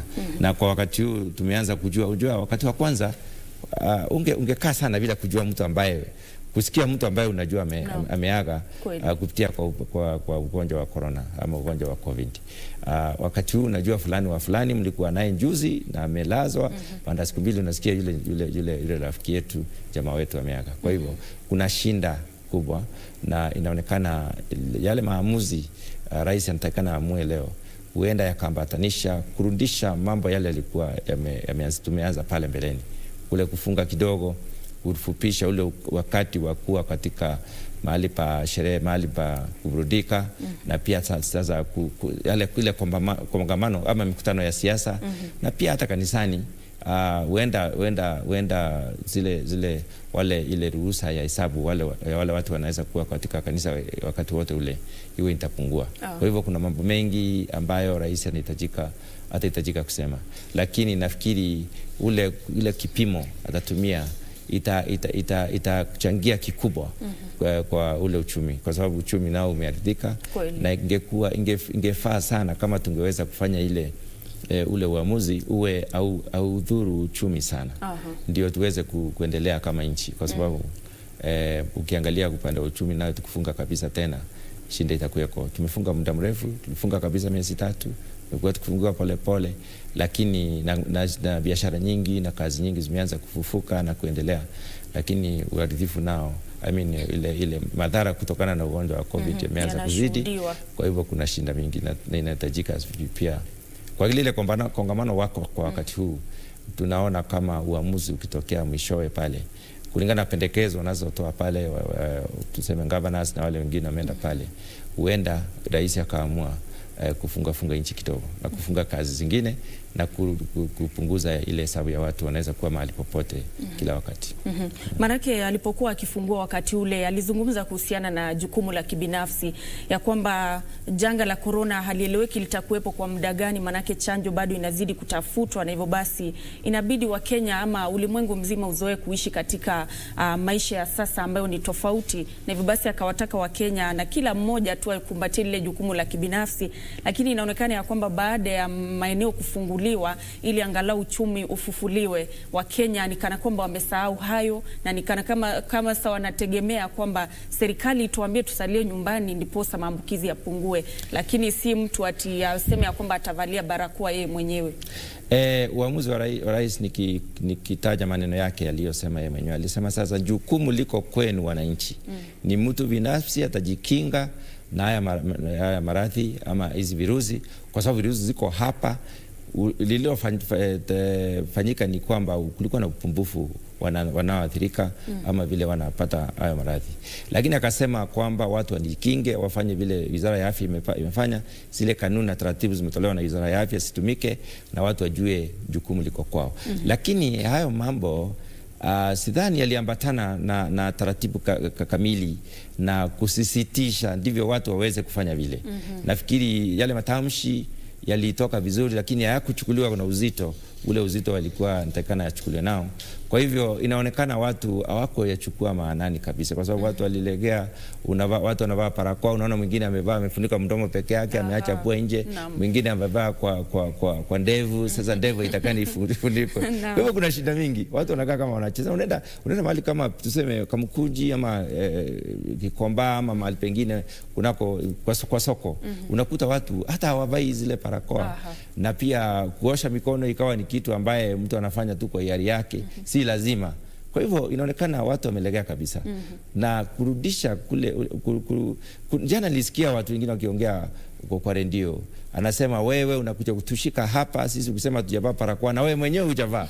Kwa hivyo kama askari ameenda kushika watu kweli, si kwanza aonyeshe kwa mfano mwema, avae na naonyeshe kwa picha nzuri katika ile kazi, ndio watu waweze kuchukua mambo maanani. Pia tunatakikana kusomesha, kusisitisha, kuhamasisha kwa watu wetu kwa njia ya ndani kabisa, ndivyo waweze kujua kila mahali.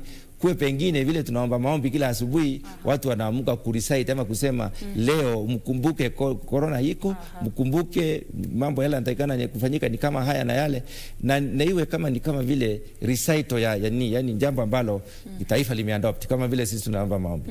Ndivyo tu watu waweze kukumbuka, kwa sababu kila wakati watu wanatakana wakumbushwe vile. Hata tuseme kama baada national anthem kunakuwa na msemo wa kukumbusha watu tuko hatarini, virusi viko hapa na sisi tuweke zile taratibu zilizowekwa na Wizara ya Afya, tujaribu kuzitii zile taratibu, na tuweze, sio kujaribu, ni lazima iwe lazima tutii zile taratibu, kwa sababu tusipofanya hivyo shinda itakuweko, na shinda itakuweko kubwa kabisa. Tumeona tayari vituo vyetu vya afya imeanza kuchanganyikua, hamna namna, kwa sababu wahudumu wenyewe ni wachache, vifaa vyenyewe havitoshi, shinda iko ya vitanda, shinda iko ya mashini zile zinatumika, shinda ziko nyingi. Na sio ati lazima mtu agonjeke. Lililoko muhimu ni kujaribu kuzuia ugonjwa. Kuzuia ni mzuri kuliko kupata ugonjwa mwenyewe, jaribu kujaribu kupata tiba ama kuponya. Kuponyesha ugonjwa ni ngumu kabisa, gharama iko juu, pesa zenyewe hamuna, watu wenyewe wampitia wakati mgumu kiuchumi, nchi yenyewe haina mapato ya kutosha kwa sababu kuna shida nyingi. Kwa hivyo tunatakana kama Wakenya tujue vile tunaweza kufanya, ndivyo tuweze kurudi pale mahali ambapo unajua sasa mimi mwenyewe ninaweza sema niko sawa sawa. Siku hizi hata baada ya kufungua zile kongamano ama vile watu wanaweza kukutana, hata matembezi kutoka Boma kwenda ingine imekuwa mingi. Watu wamerudi vijijini, watoto wanacheza pamoja, watu wanakaa pamoja jioni, watu wanakaa pamoja kwa mahali vituo vya starehe. Kwa hivyo kuna shinda. Na ukikaa pale ujue kama unakaa mahali ambapo unakunywa soda ama unakunywa chochote kile ama chai, au utakunywa ukiwa umevaa barakoa. Na pia uko karibu na mtu mwingine na ujue mtu pengine yako na virusi. Kwa hivyo virusi zinasambaa kabisa, na hivyo virusi vinatakikana watu wajikinge. Na kujikinga ni lazima tuwe na njia ya kufikia mtu wenyewe, njia ya kuhamasisha, ndivyo watu waweze kupata umuhimu wa kujikinga, na ile shinda iliyoko kabisa tuweze kuangaza, ndio watu waweze kujua kuna shinda, ndivyo waweze kujikinga. Ndio. Na pengine hivi majuzi Waziri wa Afya Mutahi Kagwe alipokuwa kule Malindi katika kaunti ya Kilifi alizungumza kuhusu vituo vya afya ambavyo ikiwa kaunti hazitazidi kutia bidii basi vitalemewa na idadi ya wagonjwa, na hivyo basi akazitaka zile kaunti zizidi kutia bidii. Na unakumbuka ya kwamba janga lilipoanza wakati wa kwanza kaunti zilitakiwa kujipanga zaidi na kuwa na pengine takriban vitanda 300. Wakafanya vile, manake waziri mwenyewe alikuwa akizunguka katika kila kaunti kuangalia jinsi ambavyo wamejiandaa. Lakini baada ya rais kufungua ama kulegeza yale masharti, tulipokea taarifa kutoka baadhi ya kaunti ya kwamba vile vitanda vya kuwatenga wagonjwa basi walivirejesha vikawa vya kutibu wagonjwa wa kawaida, kumaanisha sasa hivi ni kana kwamba wanaanza tena. Je, kaunti zenyewe sasa hivi ni kosa lipi ambalo kaunti unaona limefanya, na tofauti zifanye nini? Kwanza kabisa kule kutia bidii kuhakikisha kila kaunti imejipanga vizuri. Na kaunti zenyewe zilipewa pesa, waligawiwa pesa serikali, ndivyo waweze kufanya ile shughuli. Kaunti nyingi walikuwa wanajipanga hapo mbeleni, na wengine wanajitangaza, wanasema sisi tulishamaliza masharti yote, sisi tuko tayari, tumeweka vitanda 300, tumeweka ile tunaita isolation ward ama mahali ambapo unaweza kupeleka wagonjwa wa corona, tuko na mashine za kutosha, tuko hivi na tulikuwa tunahesabu inaendelea kuangaliwa kila siku na kujulikana aswani tumeongeza vitanda vingapi, tumeongeza mashini ngapi za ICU na mambo mengine kama hayo. Lakini uchumi ulipofunguliwa na rais alipolegeza mambo mengi, hata kaunti zenyewe walilegea, waliachana na mambo hayo, wakashughulikia mambo mengine.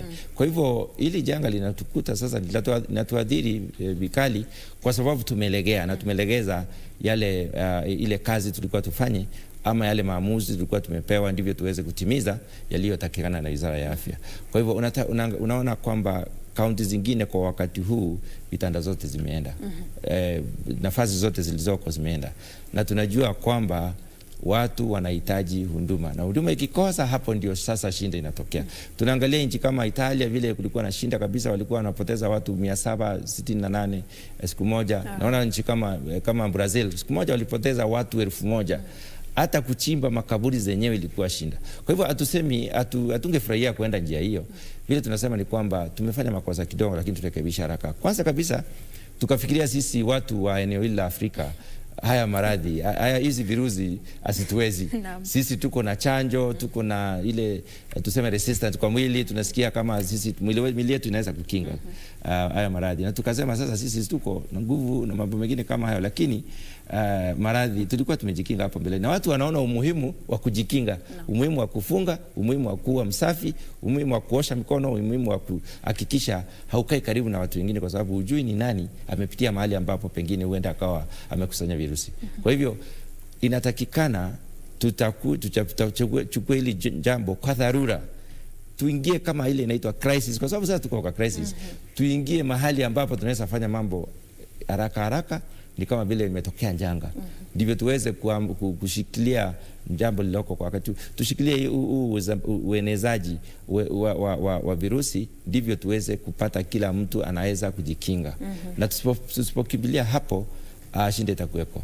Lililoko muhimu la kuchangia ni kwamba serikali imechangia vizuri kwa shughuli za ukingaji wa ugonjwa wa corona, kwa sababu zile barakoa zinapatikana kwa bei rahisi kwa maduka yetu, kwa supermarket, hata kule vijijini ziko. Kwa hivyo zinaweza patikana. Watu wajaribu kununua zile barakoa, wala hawana. Na wasiseme pengine ugonjwa huko Mombasa ama Nairobi kule Nakuru, wajue umeingia sasa vijijini. Na wakati tulifungua kutembea mahali moja kwenda pale pengine, wakati uamuzi wa kutotoka nje ama kutotoka sehemu zingine ulipoondolewa, kwa sababu Nairobi ilikuwa imefungwa, Mombasa kulikuwa imefungwa pale, na hata upande wa Mandera. Lakini ulipofunguliwa watu walichanganyika, walitembea kila mahali, walifurahia kwenda tuseme nyumbani, wale wakuwa wameenda nyumbani, na shida ikatokea pale. Kwa sababu unapotoka mahali moja kwenda mahali pengine, na unatumia zile vyombo vya kusafirisha watu kama gari hivi, kama na hizi vyombo vya kusafirishaji, wengine wako wengi na hakuna mtu amepimwa aonekana yeye ana corona. Kwa hiyo hapo pengine watu wameweza kuwa wamesambaza ugonjwa na ile vile virusi, na watu imeenea kabisa mahali pengi. Kwa hivyo kongamano ni shinda, matembezi kila mahali ni shinda. Inaonekana itachukua rais wakati mgumu kupanga vile ataweza amua, ndivyo watu waweze kurudi kuangalia yale maneno vizuri na kujikinga vizuri, ndivyo tuweze kukinga ugonjwa. Manake kama ulivyosema ni kwamba baada ya masharti kulegezwa, kaunti ambazo zilikuwa zimefungwa kufunguliwa, kila mmoja alielekea katika eneo tofauti.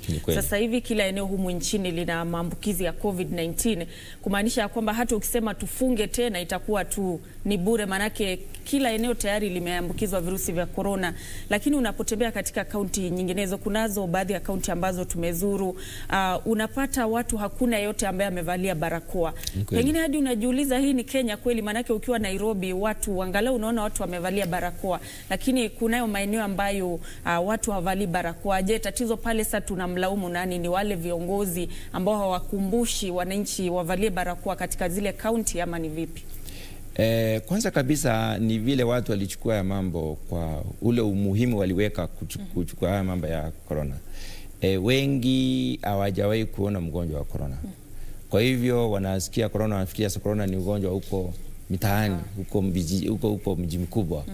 Wengine wanaona taarifa za kutoka nchi zingine kama vile Tanzania, wanasikia Tanzania hakuna corona, corona iko Kenya. Sasa wanashangaa corona iko Kenya vipi? Hata sisi pia eneo hili letu tunaweza sema tukizingira eneo letu hakuna corona pale. Kwa hivyo ule kupuuza mgonjwa ambao ni ugonjwa ukali ama virusi ambavyo vinaweza kudhuru watu maisha yao, hapo ndio shinda iliyoko. Shinda ya kupuuza, shinda ya kulegea, shinda ya kulegeza. Na mahali pengine unaenda unaona watu wamevaa barakoa kweli, lakini hawajavaa vizuri.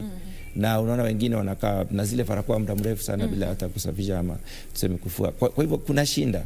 Ukienda nyanjani pale utakuta watu wengine, unakuta watu 10 ama 15 ndio wanavaa barakoa, wengine hawajavaa barakoa.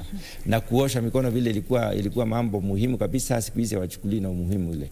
Pia tumefungua shule, ukienda kwa shule zingine ugonjwa umepatikana, na ukifuata kidogo unasikia mwanafunzi anakuambia pale nyumbani kulikuwa na ugonjwa, mama pengine alipata, baba akapata, sisi hatupata tukiwa watoto, lakini sasa mimi ile inaonekana huenda nikawa ni hiyo. Kwa hivyo kuna ni muhimu kabisa tusikinge tu, basi tujaribu kufanya juhudi tupime watu. Ndio tukijua watu fulani kama ni shule fulani kwa wakati huu watoto wako shule, hata kama ni vidato kadhaa, wale wako shule tuwapime kwa wakati huu, ndivyo tuweze kujua ni nani hana. Kama hana, tufanye hiyo sehemu ipatiwe ile quarantine. Kutoke hakuna watu kuingia ndani na kuna watu kutoka nje. Hata walimu wanaweza kukaa shule.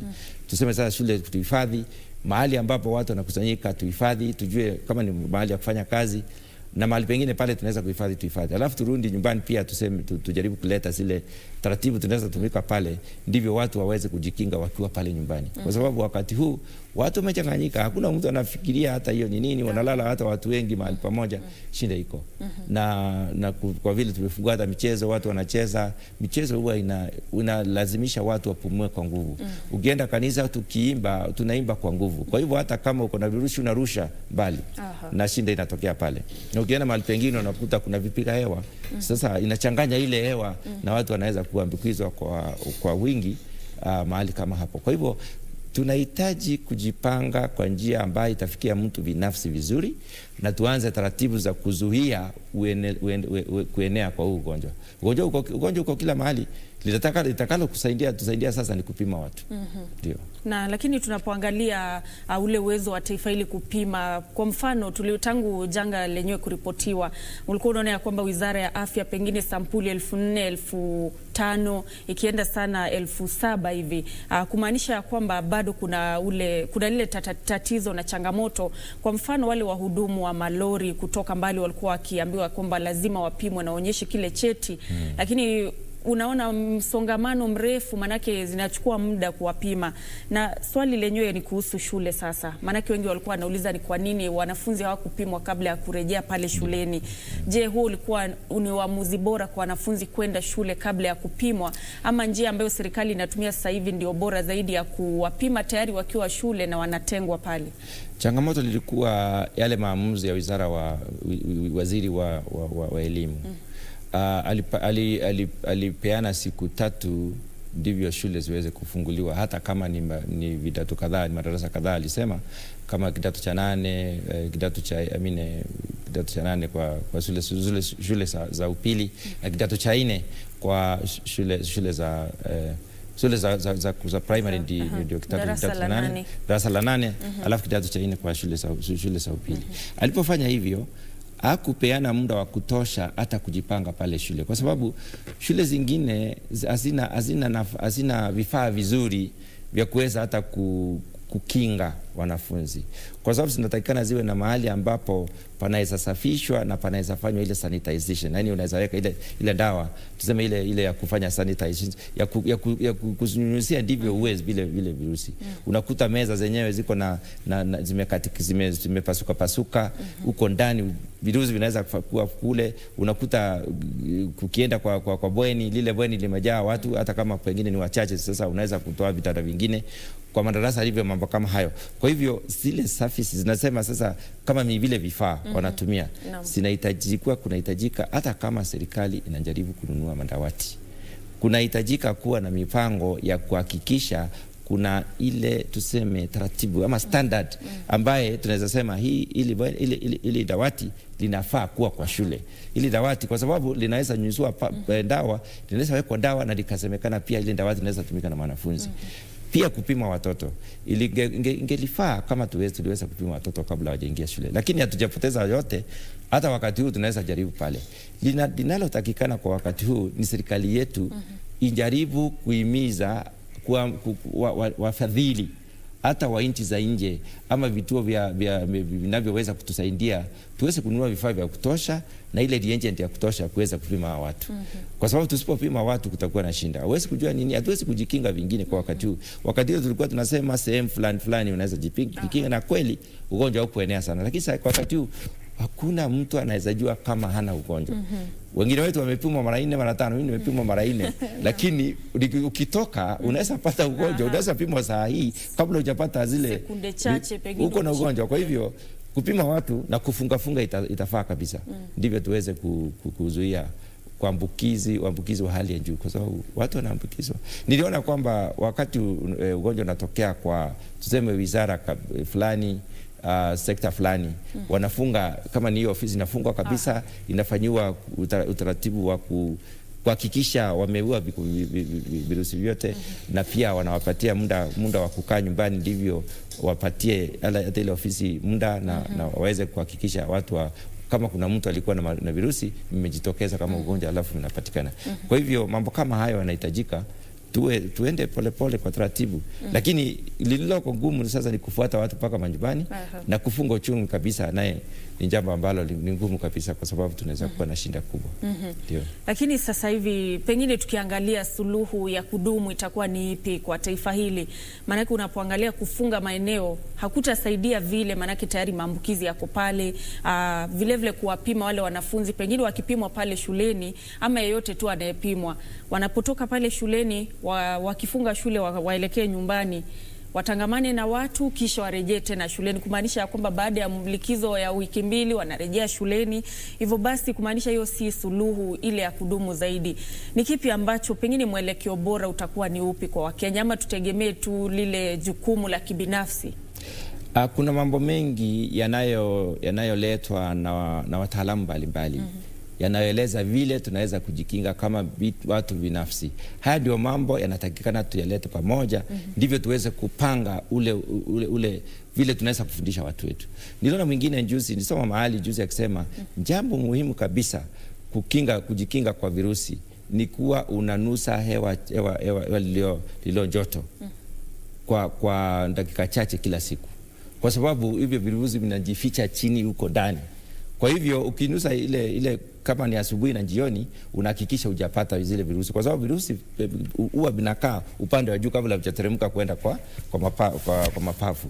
Kwa hivyo, na tulikuwa wakati wa kwanza mtu akifika nyumbani anapewa pengine ile maji ya machungwa na tuseme inawekwa vitu vingine na unaweza kutumia ile taratibu na unasikia kila wakati uko sawa.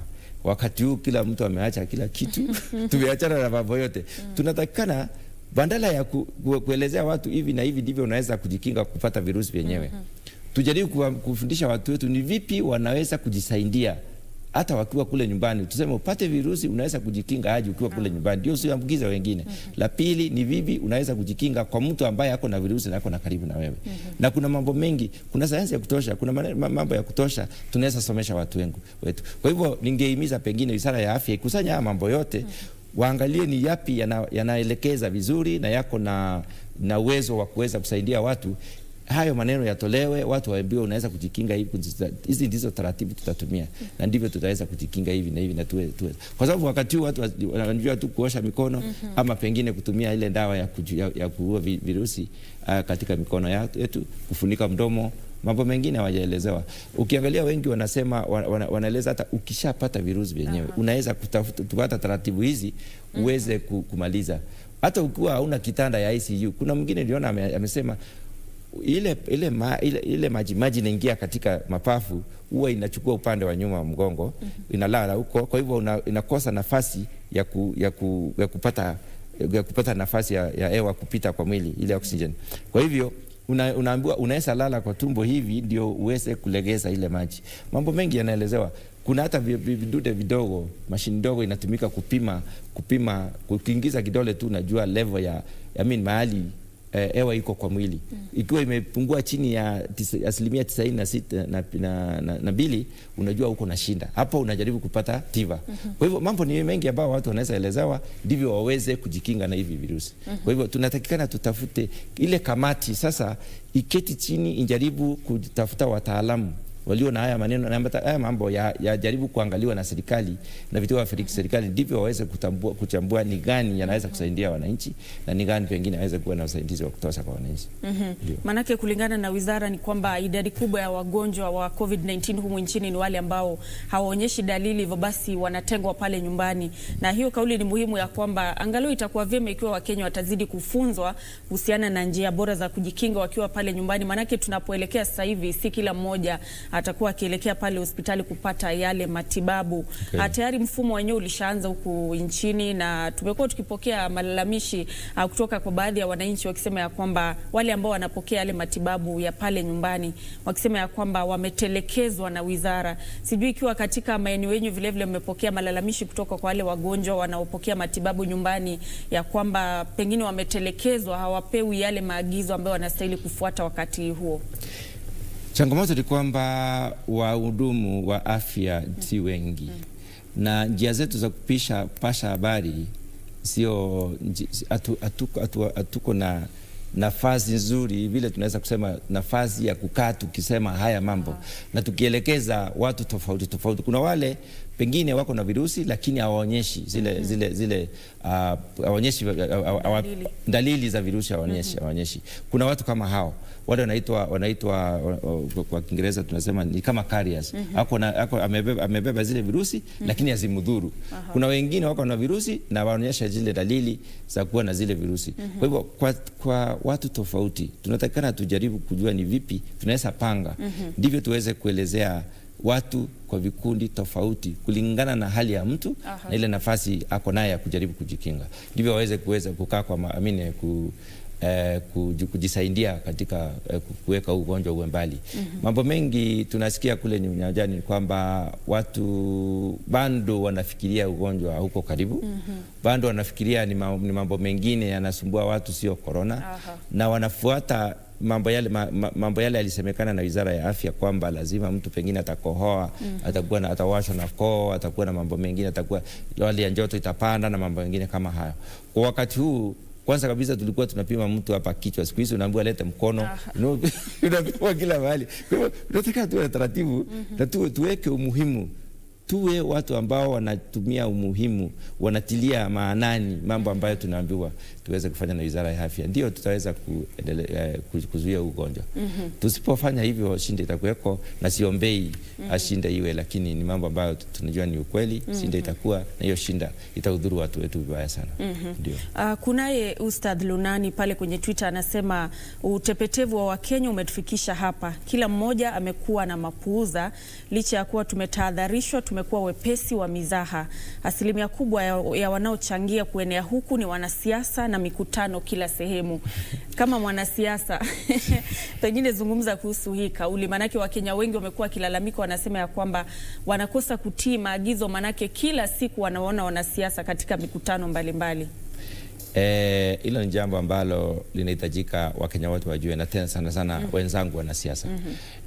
Nafikiri wakati tulikuwa tumefungiwa muda mrefu kama miezi 3 hivi, unajua wanasiasa wanatosheleshwa sana na ile nafasi ya kufikia wananchi, waongee nao, waelezee mambo mengi. Na vile hatujafanya ni kwamba tujatumia wanasiasa katika kuhamasisha, vile kujaribu kufundisha watu wetu wajikinge na ugonjwa wa corona. Ilifika wakati kila kitu kalegea.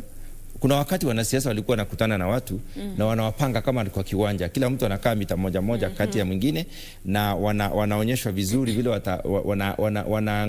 wanazungumziwa wakiwa wamekaa vizuri na kuna mtu ako karibu na mwingine, na wanaenda nyumbani wakiwa hawajashikana kwa vikundi. Lakini wakati huu mambo mengi yamelegea. Kwa hivyo mimi ningetaka kuhimiza hata kwa wenzangu wanasiasa, tunapopanga hii mikutano tukumbuke hao watu tunawahatarisha. Tujaribu kutoa tahadhari vile, hata kama ni kule kwa ule upangaji waweze kuwekwa kando kando. Mimi mwenyewe nilikuwa na mkutano na nikajaribu kuweka watu kando kando, tukapima ile kiwanja, tulienda kwa kiwanja kubwa tukapima vile mtu atakaa, lakini ilipofika saa nyingine watu wakasahau kila kitu, wakakusanyika. Sasa hapo shinda iliyoko ni kwamba watu wanatakikana pia wachukue ule uamuzi na yale mafunzo wanapata na zile agizo wanapewa na vituo vya afya, na pia wananchi viongozi wao wafuate hizo taratibu kwa njia ambayo inafaa. Ndivyo tujaribu kukinga huo. Tujue kila mtu anaweza pata virusi. Tujue president wa Amerika alipata virusi. Tujue prime minister wa United Kingdom alipata virusi. Kwa hivyo hakuna mtu hawezi pata virusi. Ndio. Na kama anavyosema waziri wa afya Kagwe ni kwamba kila mmoja anaweza kupata virusi hivyo. Hivyo basi inabidi kila mmoja azidi kujikinga. Na hii mikutano ya kisiasa manake ndio imekuwa changamoto kuu humu nchini. Sasa hivi ripoti ya BBI imezinduliwa na tumekuwa tukishuhudia mikutano zaidi. Hata wakati ilipokuwa ikizinduliwa kulikuwa na bado umati pale katika ukumbi wa Bomas.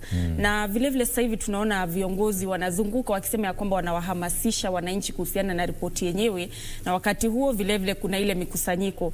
Je, kuna uwezekano wakati kama huu wa Kenya waelimishwe bila kukutana nao haswa? Kuna njia nyingi tunaweza elimisha Wakenya bila kukutana nao, kwa njia ya kupitia runinga, kwa njia nyingine kupitia redio, na hizo njia ni muhimu. Kwanza redio inafikia watu wengi sana. Inafaa tuwe na nafasi kama hiyo. Na ukiangalia hata nchi zingine zilizoendelea, mikutano yenyewe haifanyiki. Unapitia redio, kupitia upande wa runinga, kupitia upande wa barua pepe, kupitia upande wa mambo mengine yale yanayofanyika wakati huu. So, kwa hivyo ni muhimu tujaribu kutafuta njia zile zitaweza kufikia watu bila kuwakusanyisha. La pili ni muhimu, najua vile huenda rais leo akafunga mikutano ya siasa. Na wala mkutano huo wa BBI ama wa nini ufungwe. Lakini shinda inatokea wakati mikutano inafungwa, lakini unaona viongozi wengine wa serikali wakifanya ile mkutano na wanapuuza mambo kama haya. Ikifanyika hivyo, shinda inatokea. Kwa sababu unaona watu wengine pia wanasema hata sisi tutajaribu kuwa na mkutano wetu kwa sababu fulani wa fulani alikuwa na mkutano wa watu 100 200 kwake nyumbani. Hakuna mahali unaweza sema sasa umetoa virusi, umeweka nje, umekinga, wewe unaweza kuwa na virusi. Serikali ichukue hayo mambo maanani kabisa. Kama mkutano imefungwa kwa kila mtu. Kama wakati huu viongozi wanakutana State House, Ikulu. Sasa wale wamekaa Ikulu wamekaa vizuri. Lakini ukienda mahali pengine utakuta wananchi na viongozi wamekusanyika na wako karibu sana na hakuna mtu amevaa barakoa. Wakati mwingi tuhimize kwamba viongozi waonyeshe nidhamu na waonyeshe mfano mzuri. Kwanza kabisa kule kuvaa barakoa, viongozi waadhibiwa zaidi ya wananchi. Ingefaa kama kiongozi akishikwa hajavaa hiyo, aonekane anaonyesha picha mbaya. Na yeye anahimiza watu wasivae kwa sababu watu wanafuata sana vile viongozi wao wanasema. Na ningependa kwa kifupi tuzungumze kuhusiana na yale maeneo ya watu kunywa vileo, manake baada ya kufunguliwa wafanyabiashara pale walikuwa wameathirika sana kwa kufunga kwa takriban miezi 6 na baada ya kufunguliwa kulikuwa na yale masharti ambayo yaliwekwa, lakini waziri Kagwe alizungumza na akasema kwamba sasa hivi ni kwamba kunayo yale maeneo ambayo hayazingatii yale maagizo, kana kwamba ikiwa ule wimbo wa Jerusalema unawasili basi kila mtu anasahau ya kwamba kuna virusi vya COVID-19, na wakati ule kuna wale ambao wanafuata maagizo lakini wengine hawafuati, hivyo basi wanahatarisha wengine ya kwamba baa zitafungwa. Pengine njia bora ni ipi ya kudhibiti hizi baa ili kuhakikisha kwamba biashara inaendelea lakini bado maagizo yanazidi kuzingatiwa? Wakenya wanapenda kujiburudisha sana. Wanafurahia sana mambo mageni. Unaona wakati Mungithi uliingia, kila mtu anaongea kwa Mungithi. Na hiyo lazima, kama kuna sherehe na Mungithi haujafanyika, basi sherehe haijatosha.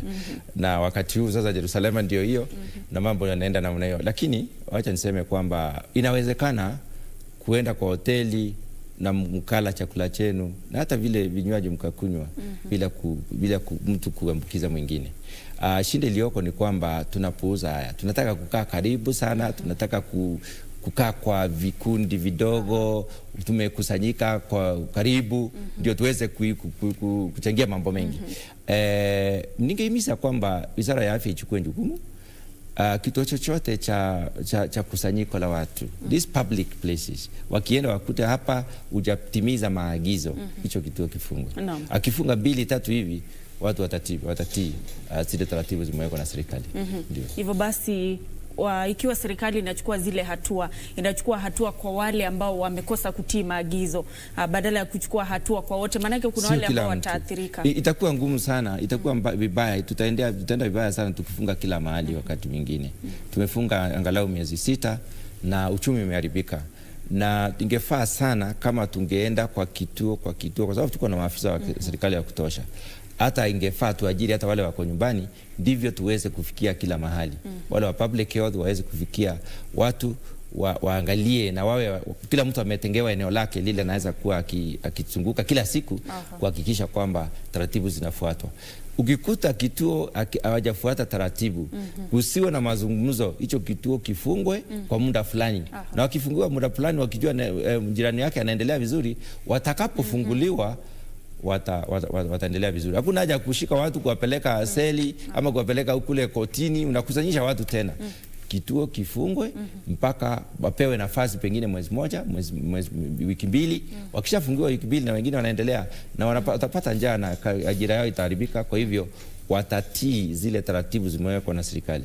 Kwa hivyo ningefurahia mimi kama tungeangalia mambo hivyo badala ya tuseme kila mahali tufunge, hata shule tufunge, turudi nyumbani, hata wala tarudi nyumbani tarudi na corona. Kwa hivyo corona iko kila mahali. Tutakalo lifanya sasa ni kujaribu kukinga uambukizi kati ya mtu na mwingine. Naam. Mwisho kabisa kwa kifupi ningependa tu utoe kauli yako ya mwisho pengine kuzungumza tu na Wakenya kuhusiana na hii mada nzima ama hili janga la COVID-19. Mkenya kama unasikiza ama unaangalia wakati huu, ni vizuri ujue kwamba corona iko hapa nasi. Na corona ni ugonjwa mbaya, ugonjwa hatari. Liloko muhimu ni kutilia maanani na kuhakikisha umetenda vizuri zile taratibu na kanuni ziliwekwa na Wizara ya Afya. Kwa sababu tusipofanya hivyo tutaangamia. Ugonjwa upo na umeenea kila mahali. Hakuna mtu anaweza sema sasa ugonjwa uko kule vijijini ama pengine uko kule upande wa pwani ama upande wa Nairobi, Mombasa hivi. Hapana. Lililoko muhimu ni kujua ugonjwa uko nasi mahali popote pale. Kama ni kunawa mikono kila wakati, hakikisha umenawa mikono, funga barakoa yako vizuri, hakikisha hujakaa karibu na mtu mwingine. Hakikisha hata pale nyumbani upatapo wageni wamefanyiwa zile taratibu ya kuwezesha kwamba wameingia wakaacha virusi nje. Naam. Shukran sana mheshimiwa, na kwa hiyo mada bila shaka mtazamaji, tumekuwa tukizungumza naye John Mutunga ambaye ni mbunge wa Tigania West. Tumejadili mengi kuhusiana na janga la COVID-19 wakati ambapo taifa linasubiri kusikia mwelekeo wa Rais Uhuru Kenyatta kwa taifa kuhusiana na janga hili ambalo linazidi kukita mizizi katika taifa hili na ulimwengu kwa jumla.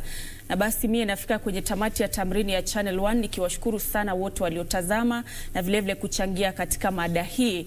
Naitwa Nancy Okware, naye mfasiri wa lugha ya ishara bila shaka amekuwa nasi hadi tamati, na taarifa zaidi utakuwa unazipata mwendo wa saa 7 kamili kwa lugha ya Kimombo, ikiwemo kuhusiana na uchaguzi unaoendelea kule Marekani. Maelezo zaidi utakuwa unayapata mwendo wa saa 7 kamili.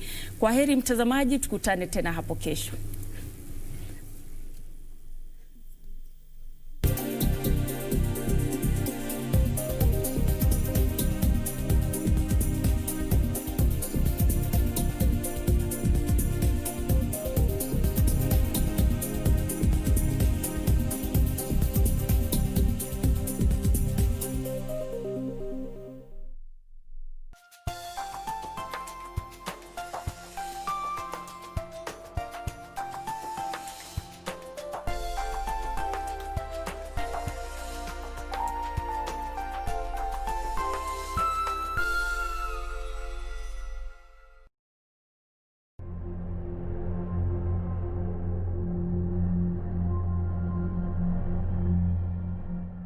Bwana Yesu asifiwe, mtazamaji wangu.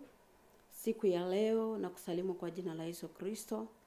Mimi ni Pastor Margaret kutoka kaunti ya Narok. Ninahudumu na Evangelical Christian Church of South Africa.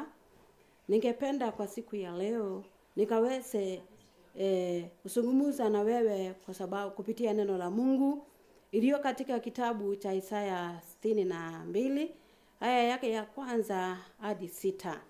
Neno la Mungu likamjia mtumishi wake Isaya na akasema ya kwamba kwa ajili ya Sayuni sitanyamaza na kwa ajili ya Yerusalemu sitatulia hata haki yake itakapotokea kama mwangaza na wokovu wake kama taa iwakayo, na mataifa wataiona haki yako na wafalme wote watauona utukufu wako. Nawe utaitwa jina jipya litakalotajwa na kinywa cha Bwana. Nataka msikilizaji ama mtazamaji wangu nikutie moyo kwa siku ya leo ya kwamba pengine kwa siku zilizopita kwa sababu ya janga ambalo tumelipitia, janga la corona, mambo mengi katika maisha, watoto wetu kutosoma shuleni, na hata katika ukosefu wa mambo mengi katika maisha yetu. Na pengine umekuwa ukiomba Mungu sana na ukafika mahali ukaona ya kwamba kana kwamba Mungu akusikilizi tena, ama Mungu huyo hayupo tena. Lakini wacha nikuambie siku ya leo, ama nikukumbusha ya kwamba Mungu wetu kuna ahadi moja ametuahidia ya kwamba hata tuacha na hata tunyamasia. Kwa hivyo nataka kukutia moyo ama kukukumbusha ya kwamba ni vizuri ukaweze kuendelea kumuita Mungu katika maisha yako. Na akasema ya kwamba yeye ameapa hata nyamaza wala hata tulia hadi haki yako itakapoangaza. Pengine kwa leo unaona giza katika maisha yako, katika jamii yako, katika kazi yako, katika taifa letu la Kenya. Pengine tunaona giza, hatuoni mahali tunaelekea. Lakini Mungu amesema ya kwamba yeye hatanyamaza na hatatulia, atatupigania hadi haki yetu na mwangaza ukaonekane katika maisha yetu. Nataka kukutia moyo ya kwamba Mungu hatanyamaza wala hajafunga macho yake. Amesema ya kwamba yeye asinzi wala halali, anatuona. Licha ya kwamba kuna mambo mengi yamepita katika macho yetu na tumeona na tumepitia, lakini Mungu, nataka tutambue ya kwamba Mungu hajanyamaza wala hajafunga macho yake, anatuona. Kwa hivyo mtazamaji wangu mahali popote ulipo, nataka nikutie moyo. Kama wewe ni mcha Mungu, nataka nikuambie ya kwamba endelea kumuita Mungu. Ukisoma katika aya yake 6, anasema ya kwamba nimeweka walinzi juu ya kuta zako, Yerusalemu, hawatanyamaza mchana wala usiku. Ninyi wenye kumkumbusha Bwana msiwe na kimya. Nataka kukuambia Bwana amesema ya kwamba ataamuru walinzi kwa ajili ya maisha yetu, kwa ajili ya taifa letu la Kenya. Sisi ambao tunaolia na kumuomba Mungu tusiponyamaza kimya, amesema hataamuru walinzi katika kuta zetu. Kwa hivyo hatutahofu na wala hatutahangaika wala kusikia ya kwamba tumeachwa na Mungu. Maana hiyo ndio ahadi yake kwetu sisi, ya kwamba hatatuacha na hataamuru walinzi sisi tutakapoendelea kusonga mbele na kumuita huyu Mungu na kumsongea kila wakati. Amesema hatanyamaza, na akasema atahakikisha ya kwamba mahali sasa ambapo unaona giza ataangazia. Kama ni kanisani, kama ni manyumbani, kuna mlango ambao unaona umefungwa kabisa, auoni mahali pa kutokea, lakini Mungu anasema yeye hatatulia wala hatanyamaza hadi haki yako itakapoangaza kama nyota angani ama kama mchana. Nataka niombe pamoja na wewe mahali ulipo, na ninaamini ya kwamba Mungu atakusaidia. Baba Mungu, katika jina la Yesu, unajua mapito ya mtazamaji wangu, unaelewa njia zake, unaelewa mawazo yake, unaelewa mahali hako. Naomba Baba ukamtie moyo, akumbuke ya kwamba hujamwacha, akumbuke ya kwamba unamsikiliza, akumbuke ya kwamba wewe uko pamoja na yeye. Na kwa hayo yote atakapojua ya kwamba Mungu yupo, na hatakufa moyo, ataendelea katika safari yake. Maana wewe ndio Mungu unayeweza kuinua mtu aliye chini kabisa, unayeweza Mungu kumwangazia mtu ambaye anayeona giza katika maisha yake. Katika jina la Yesu Kristo nimeomba na hata kuamini. Amen. Amen. Mungu akubariki.